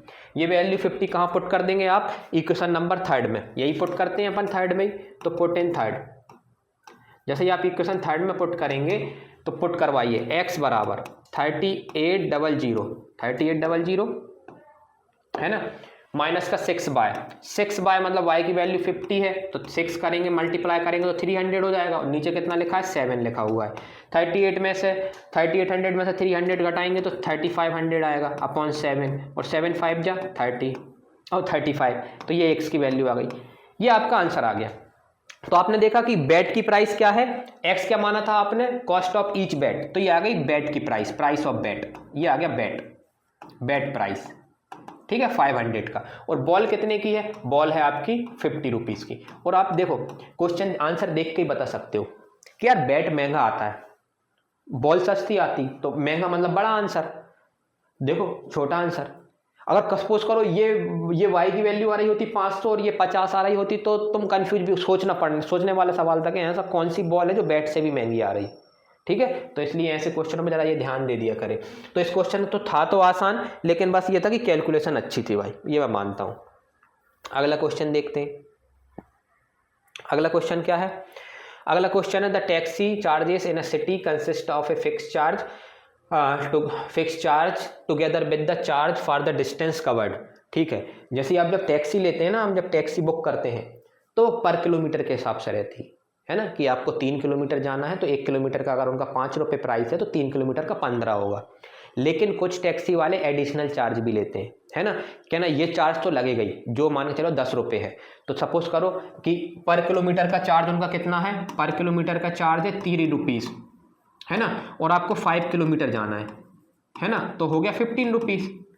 ये ज़्यादातर टैक्सियों का रहता है, लेकिन कुछ टैक्सी बोलते हैं कि हम एक फिक्स चार्ज जरूर लेंगे, चाहे आप 1 किलोमीटर जाओ या 500 किलोमीटर जाओ, है ना, किलोमीटर से उनके मतलब नहीं, और फिक्स चार्ज है। वो फिक्स चार्ज कितना है, सपोज करो 10 रुपीज़। तो अब आपका 5 किलोमीटर का प्राइस 15 रुपीज़ नहीं है, 15 तो पर किलोमीटर के हिसाब से, और एक फिक्स्ड और तो कितना हो जाएगा 25 रुपीज़। तो आप समझ गए फिक्स चार्जेस का क्या मतलब रहता है। कुछ टैक्सी वाले बोलते हैं कि हमारा फिक्स तो लगेगा ही, इतना तो हमें देना ही पड़ेगा, बाकी पर किलोमीटर के हिसाब से वो अलग रहेगा, 2 चार्जेस लेते हैं वो, ठीक है। फॉर ए डिस्टेंस, अब आगे बढ़ते हैं, for a distance of 10 kilometre the charge paid is 105। 10 kilometre के लिए आपने कितने पैसे दिए, 105, और 105 में दोनों चीज़ें जरूर इंक्लूडेड है, पर किलोमीटर का चार्जेस और फिक्स चार्जेस, ठीक है। And for a journey of 15 kilometre, जब आप 15 किलोमीटर गए तो आपने चार्ज कितना पे करा, 155, वही फिक्स चार्ज और charge per kilometre. What are the fix charges and the charges per kilometre, हमें वही फाइंड करना है, फिक्स चार्ज भी फाइंड करना है और चार्जेस पर किलोमीटर भी फाइंड करना है। तो एक हो गया एक्स, एक हो गया वाई, जो फाइंड करना रहता है उसी को तो एक्स और वाई बोलते हैं। आगे भी ये question, how much does a person have to paid for the travelling at a distance of 25 kilometre. उन्होंने बोला कि अगर 25 किलोमीटर जाना हो तो उसको कितना खर्चा आएगा, तो वो तो तब बता पाएंगे जब हमें फिक्स चार्ज पता होगा टैक्सी वाले का और पर किलोमीटर का चार्ज पता होगा। तो करते हैं भाई, किसकी मदद लेनी पड़ेगी, pair of linear equation in 2 variable की। चलो जल्दी जल्दी करवाओ। तो 2 चीजें मानेंगे स्टेप नंबर 1 में, let fix charge be rupees X. Fix charge को आपने कितना मान लिया, X rupees, and charge per kilometre, charge per kilometre का चार्ज कितना हो गया, रुपीस वाई, पर किलोमीटर का चार्ज हो गया रुपीस वाई, है ना, वाई किलोमीटर पर आवर, पूरा लिख दो, Y kilometre, rupees Y kilometre per, नहीं रुपीस वाई किलोमीटर है ना, रुपीस बाय किलोमीटर नहीं, rupees by per kilometre. 1 kilometre का चार्ज कितना है, वाई रुपीस, वही आपने लिखा, चार्ज पर किलोमीटर भी रुपीस वाई, है ना। ये लिखना है तो लिखो, वरना ऐसे ही लिख दो, है ना, ये इतना खत्म हो जाए, क्योंकि आपने यहाँ तो लिख दिया, बार बार उसे मैथमेटिक्स और इंग्लिश में क्यों लिख रहा है, एक बार में लिख दो, बात खत्म होती है, ठीक है। तो आपने दोनों चीजें लिख दी, charge per kilometre Y rupees, fix charge भी एक्स रुपीस। अब अकॉर्डिंग टू क्वेश्चन पे आते हैं, अकॉर्डिंग टू क्वेश्चन करवाओ भाई, स्टेटमेंट बनाते हैं। कितने पे जा रहा है, फॉर 10 किलोमीटर, 10 किलोमीटर के लिए वो कितने पे कर रहा है, 105 रुपये। तो 10 किलोमीटर के लिए आपने बोला है भैया टैक्सी वाले भैया आ जाओ, हमें 10 किलोमीटर जाना है, तो वो बोलेगा भैया पहले तो फिक्स चार्ज दो, तो आपने बोला ठीक है, ये एक्स तो आपका फिक्स चार्ज हो गया, और पर किलोमीटर 1 किलोमीटर का चार्ज वाई रुपीस है, तो जाना कितना, 10 किलोमीटर, तो 10 किलोमीटर का कितना हो जाएगा, 10 बाय 1 का अगर 5 है तो 10 का 50 होगा, 10 × 5, और ये टोटल खर्चा उन्होंने बताया कितना है, 105 रुपये, 105 रुपीस। तो ये एक इक्वेशन बन गई। आप क्या पता करना चाह रहा है मालूम है, आपने बोला भैया हम 10 किलोमीटर जाना चाह रहे हैं, तो उन्होंने बोला 105 रुपये। फिर आपने बोला मैं जाना चाह रहा हूँ 15 किलोमीटर वाले, 15 किलोमीटर, तो उन्होंने बोला 155 रुपीस, है ना, मतलब 155 रुपये। फिर आपके दिमाग में आया कि ना यार ये किस हिसाब से चार्ज ले रहे हैं, इनका चार्ज पर किलोमीटर क्या है और फिक्स चार्ज क्या है। तो आप बैठ कर सोचने लगे, जब तक वो आ रहे थे आपको लेने, तो आपने इतनी देर में ये सोचा, है ना, ये है कहानी।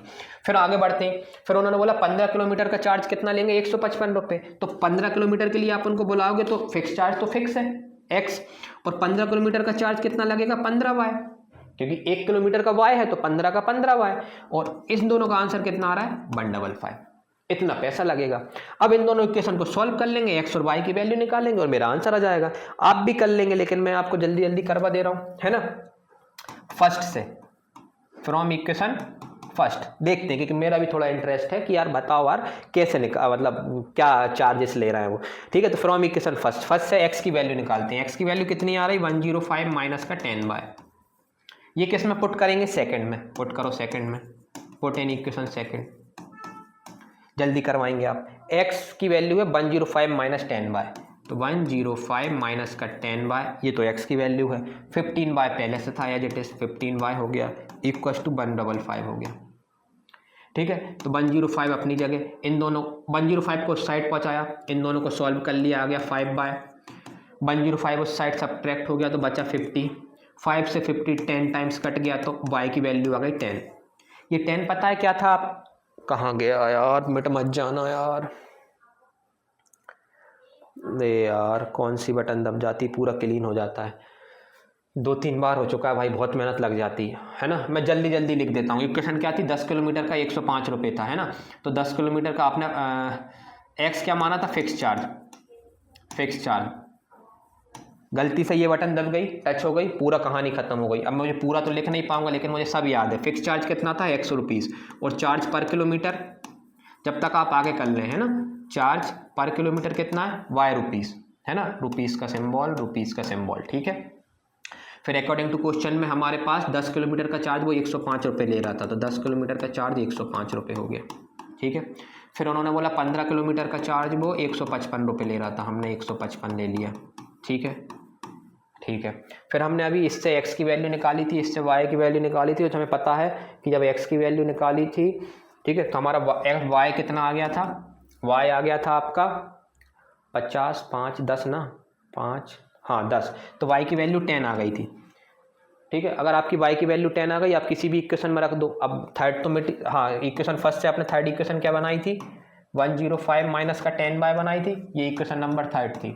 इसमें आप y की वैल्यू 10 पुट कर दो, जैसे ही आप 10 पुट करोगे तो 105 माइनस का 10 इंटू 3 30 हो गया, 105 में से 30 घटाओगे तो ये आ जाएगा 75 आ जाएगा, है ना। तो ये x की वैल्यू आ गई, 105 माइनस का 30, ये 75 आ गई। ये आ गया आपका चार्ज पर किलोमीटर और फिक्स चार्ज, ठीक है। फिक्स चार्ज और चार्ज पर किलोमीटर आ गए। फिक्स चार्ज कितना है आपका, चार्ज पर किलोमीटर है 10 रुपीज़ और फिक्स चार्ज है 75 रुपीज़। आगे क्वेश्चन यहाँ खत्म नहीं हुआ, उन्होंने बोला कि अगर आपको 25 किलोमीटर जाना है तो कितना खर्चा आएगा, तो आप बोलोगे amount paid for 25 kilometre. 25 kilometre के लिए पता है कितना अमाउंट देना पड़ेगा आपको फिक्स चार्ज तो देना पड़ेगा और चार्ज पर किलोमीटर भी देना पड़ेगा। 1 किलोमीटर का y तो 25 किलोमीटर का 25 बाय, x की वैल्यू हमें पता है 75 है और y की वैल्यू हमारे पास आई है 10, तो ये हो जाएगा 250, 25 इंटू 10 ऐड कर लो तो ये कितना बन जाएगा 325।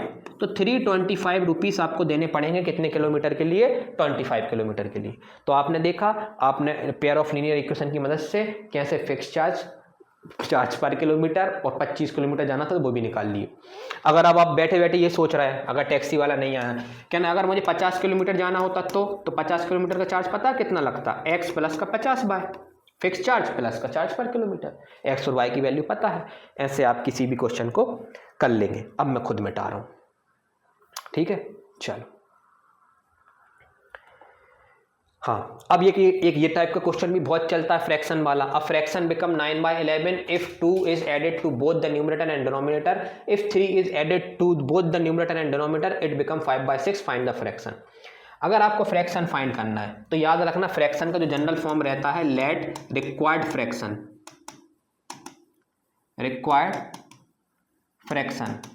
Fraction be x upon Y. जो फ्रैक्शन होता है वो x अपॉन वाई होता है। फ्रैक्शन का जनरल फॉर्म यही होता है, 1/2, 3/4, ये फ्रैक्शन होते हैं। फ्रैक्शन हमेशा पॉजिटिव होते हैं, रैशनल नंबर पॉजिटिव और नेगेटिव दोनों होते हैं। तो ये डिफरेंस होता है फ्रैक्शन और रैशनल नंबर में, ठीक है। एक नंबर ऊपर एक नंबर नीचे होता है। तो x और y मान लिया और यहाँ पे ब्रैकेट में लिखना क्या, x and y are positive integers, x और y पॉजिटिव इंटीजर है, नेगेटिव नहीं है ना, पॉजिटिव है दोनों, ठीक है। चलो ऐसे भी लिख सकते हो मैथमेटिक्स में, x greater than 0, y greater than 0, ठीक है, आपने लिख लिया होगा। अकॉर्डिंग टू क्वेश्चन आते हैं। क्वेश्चन क्या बोल रहा है, क्वेश्चन कह रहा है आपसे कि अगर मैं 2 ऐड, ऊपर वाले को न्यूमरेटर बोला जाता है, नीचे वाले को डिनोमिनेटर, आपको पता है। 2 is added to both numerator and denominator. अगर मैं दोनों को फ्रैक्शन में न्यूमरेटर और डिनोमिनेटर में 2 ऐड कर दूं दोनों में, तो जो फ्रैक्शन है 2 ऐड करने पे फ्रैक्शन बदल जाएगा। सिंपल सी बात है, सपोज करो 1/2 है, मैं बोलूँ 3 ऐड कर दो दोनों ऊपर नीचे, तो अब ये फ्रैक्शन बदल गया ना, 4/6 हो गया, है ना, पहले 1/2 था। चलो तो जैसे ही आप इसमें न्यूमरेटर और डिनोमिनेटर में ऐड करोगे, जो फ्रैक्शन बन गया वो 9/11 बन गया, ठीक है। इसी तरीके से ये एक इक्वेशन बन गई, लेकिन इसको थोड़ा और सिंप्लीफाई कर ले, है ना। तो सिंप्लीफाई करना है तो करो भाई, चला कि बाद में कर लेंगे। चलो बाद में कर लेंगे, है ना, इसे यहीं छोड़ देते हैं। दूसरा स्टेटमेंट क्या है, दूसरा स्टेटमेंट है आगे, if 3 is added to the both numerator and denominator. अगर आप 3 ऐड कर रहे हैं दोनों में, न्यूमरेटर और डिनोमिनेटर में, तो जो फ्रैक्शन बदल जाएगा, बदलने के बाद कितना बन गया 5/6, है ना। अब आप बोलोगे जैसे आपने बोला था 1/2 में आपने 3 ऐड करा भैया, यहाँ भी 3 ऐड करा, ये बन गया 4/6। एक्चुअल में दोनों फ्रैक्शन तो एक ही है ना, 1/3 बोलो या 4/6। मैंने बोला है एक ही, तभी तो इक्वल है, लेकिन शकल तो बदल गई ना, ये 4/6 है, ये 1/3 है। यही बात चल रही, इक्वल है तभी तो सामने इक्वल बैठे, नहीं तो आप बोलोगे बदल कहाँ गए, वो तो अंदर से एक ही रहते हैं, अंदर से एक ही रहते हैं भाई। 6 बराबर 3 + 3 इक्वल है, लेकिन शकल तो अलग अलग है ना, 3 + 3 अलग है, उसमें 6 है ना, यही बात चल रही है। दोनों इक्वल है, तब क्यों इक्वल है, क्योंकि 2 ऐड करने में थोड़ी फ्रैक्शन बदल जाएगा, 3 ऐड करने में थोड़ी फ्रैक्शन बदल जाएगा, इसलिए इक्वल का साइन लगाया। नोट करने वाली बात यह है कि जो 2 ऐड करना था, क्या वो न्यूमरेटर और डिनोमिनेटर दोनों में ऐड करना था? कई बार वो सिर्फ न्यूमरेटर में कराएंगे, कई बार सिर्फ डिनोमिनेटर में कराएंगे, तो जरा पढ़ना आराम से। इनको फर्स्ट और सेकंड इक्वेशन नहीं बोलेंगे, थोड़ा सिंपलीफाई करेंगे। इसको सिंपलीफाई करते हैं, कैसे सिंपलीफाई करेंगे, 11 इधर मल्टीप्लाई होगा तो ये बन जाएगा 11x + का 22, 9 इधर मल्टीप्लाई, 9 से ये दोनों मल्टीप्लाई हो जाएंगे तो 9/+ का 18, सही है, 9/+ 18। इसको इस साइड लेके आ जाओ, 11x - का 9/, इसको उस साइड पहुंचा दो -4, ये इक्वेशन फर्स्ट। इसको सिंपलीफाई करने के बाद, पहले ही कर सकते थे, मैंने नहीं करी, है ना, अब कर दी। अब इसको सिंपलीफाई करो, 6x + 18, ये इधर चला गया 5 मत करना भाई, हाँ 5/+ का 15, 5/+ का 15, ठीक है। उसको इस साइड ले आया तो 6x - का 5/18 को इस साइड पहुंचा दिया तो -3, ये इक्वेशन सेकंड हो गई।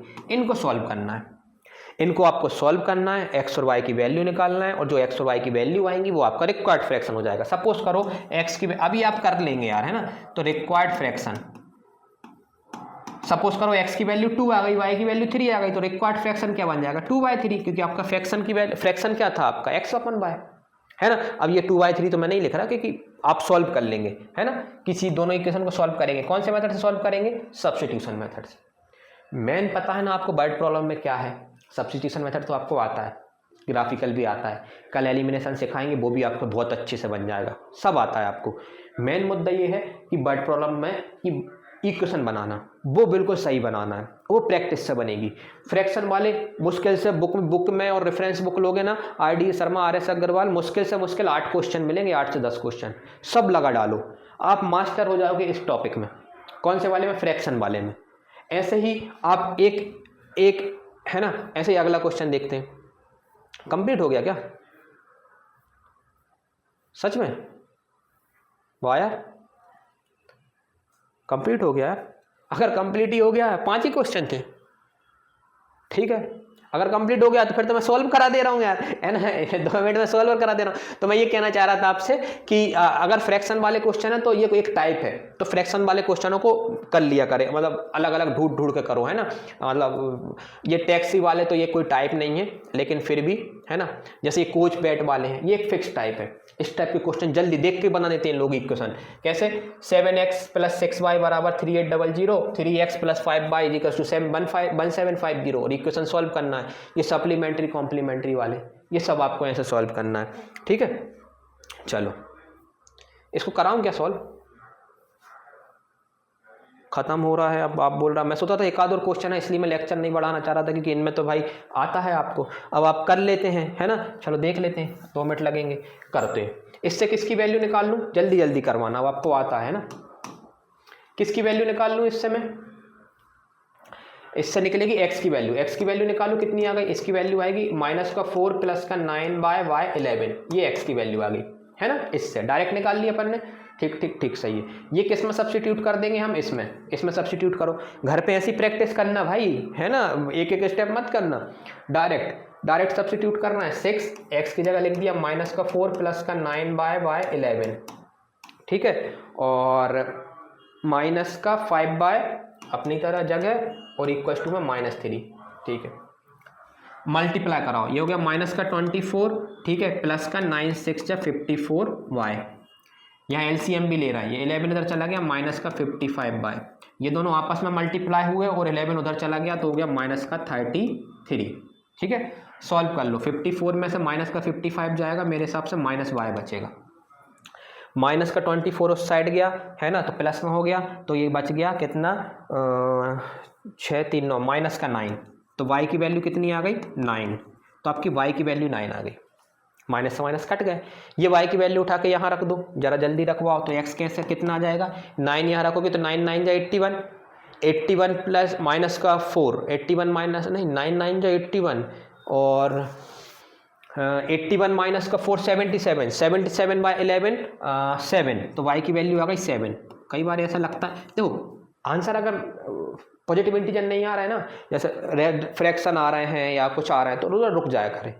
मैं वही सोच रहा था, माइनस 81 में से 4 गया, मैं 77 ना सोच के दिमाग में मेरे 85 आ रहा था, फिर मैंने कहा नीचे 11 है, कटेगा ही नहीं, आंसर गड़बड़ आ रहा है यार। फिर कहा नहीं यार माइनस में लिखा हुआ है 77, 77/11 7 आ गया, दोनों आंसर आ गया। चेक करें तो देखो सब ये है फ्रैक्शन, तो आपका फ्रैक्शन क्या आ गया, रिक्वायर्ड फ्रैक्शन आ गया आपका 7/9, ये आंसर आ गया आपका। अब आप देखो इनकी कंडीशन चेक करते हैं। उन्होंने बोला था कि 2 ऐड करने पे, ऊपर और नीचे 2 ऐड करने पे फ्रैक्शन जो है वो 9/11 बन जाएगा। करके देखें, ये हो गया 9, ये हो गया 11, देखो 9/11 बन गया। फिर उन्होंने बोला था कि दो जो फ्रैक्शन आएगा आपका उसमें 3 ऐड करोगे न्यूमरेटर और डिनोमिनेटर में, तो आपका आंसर 5/6 आएगा। करें 10/12 काटोगे तो 5/6 आ गया, मतलब सही है। डायरेक्ट भी सब्स्टिट्यूट कर सकते हो, कैसे भी कर लो, बात तो एक ही है ना।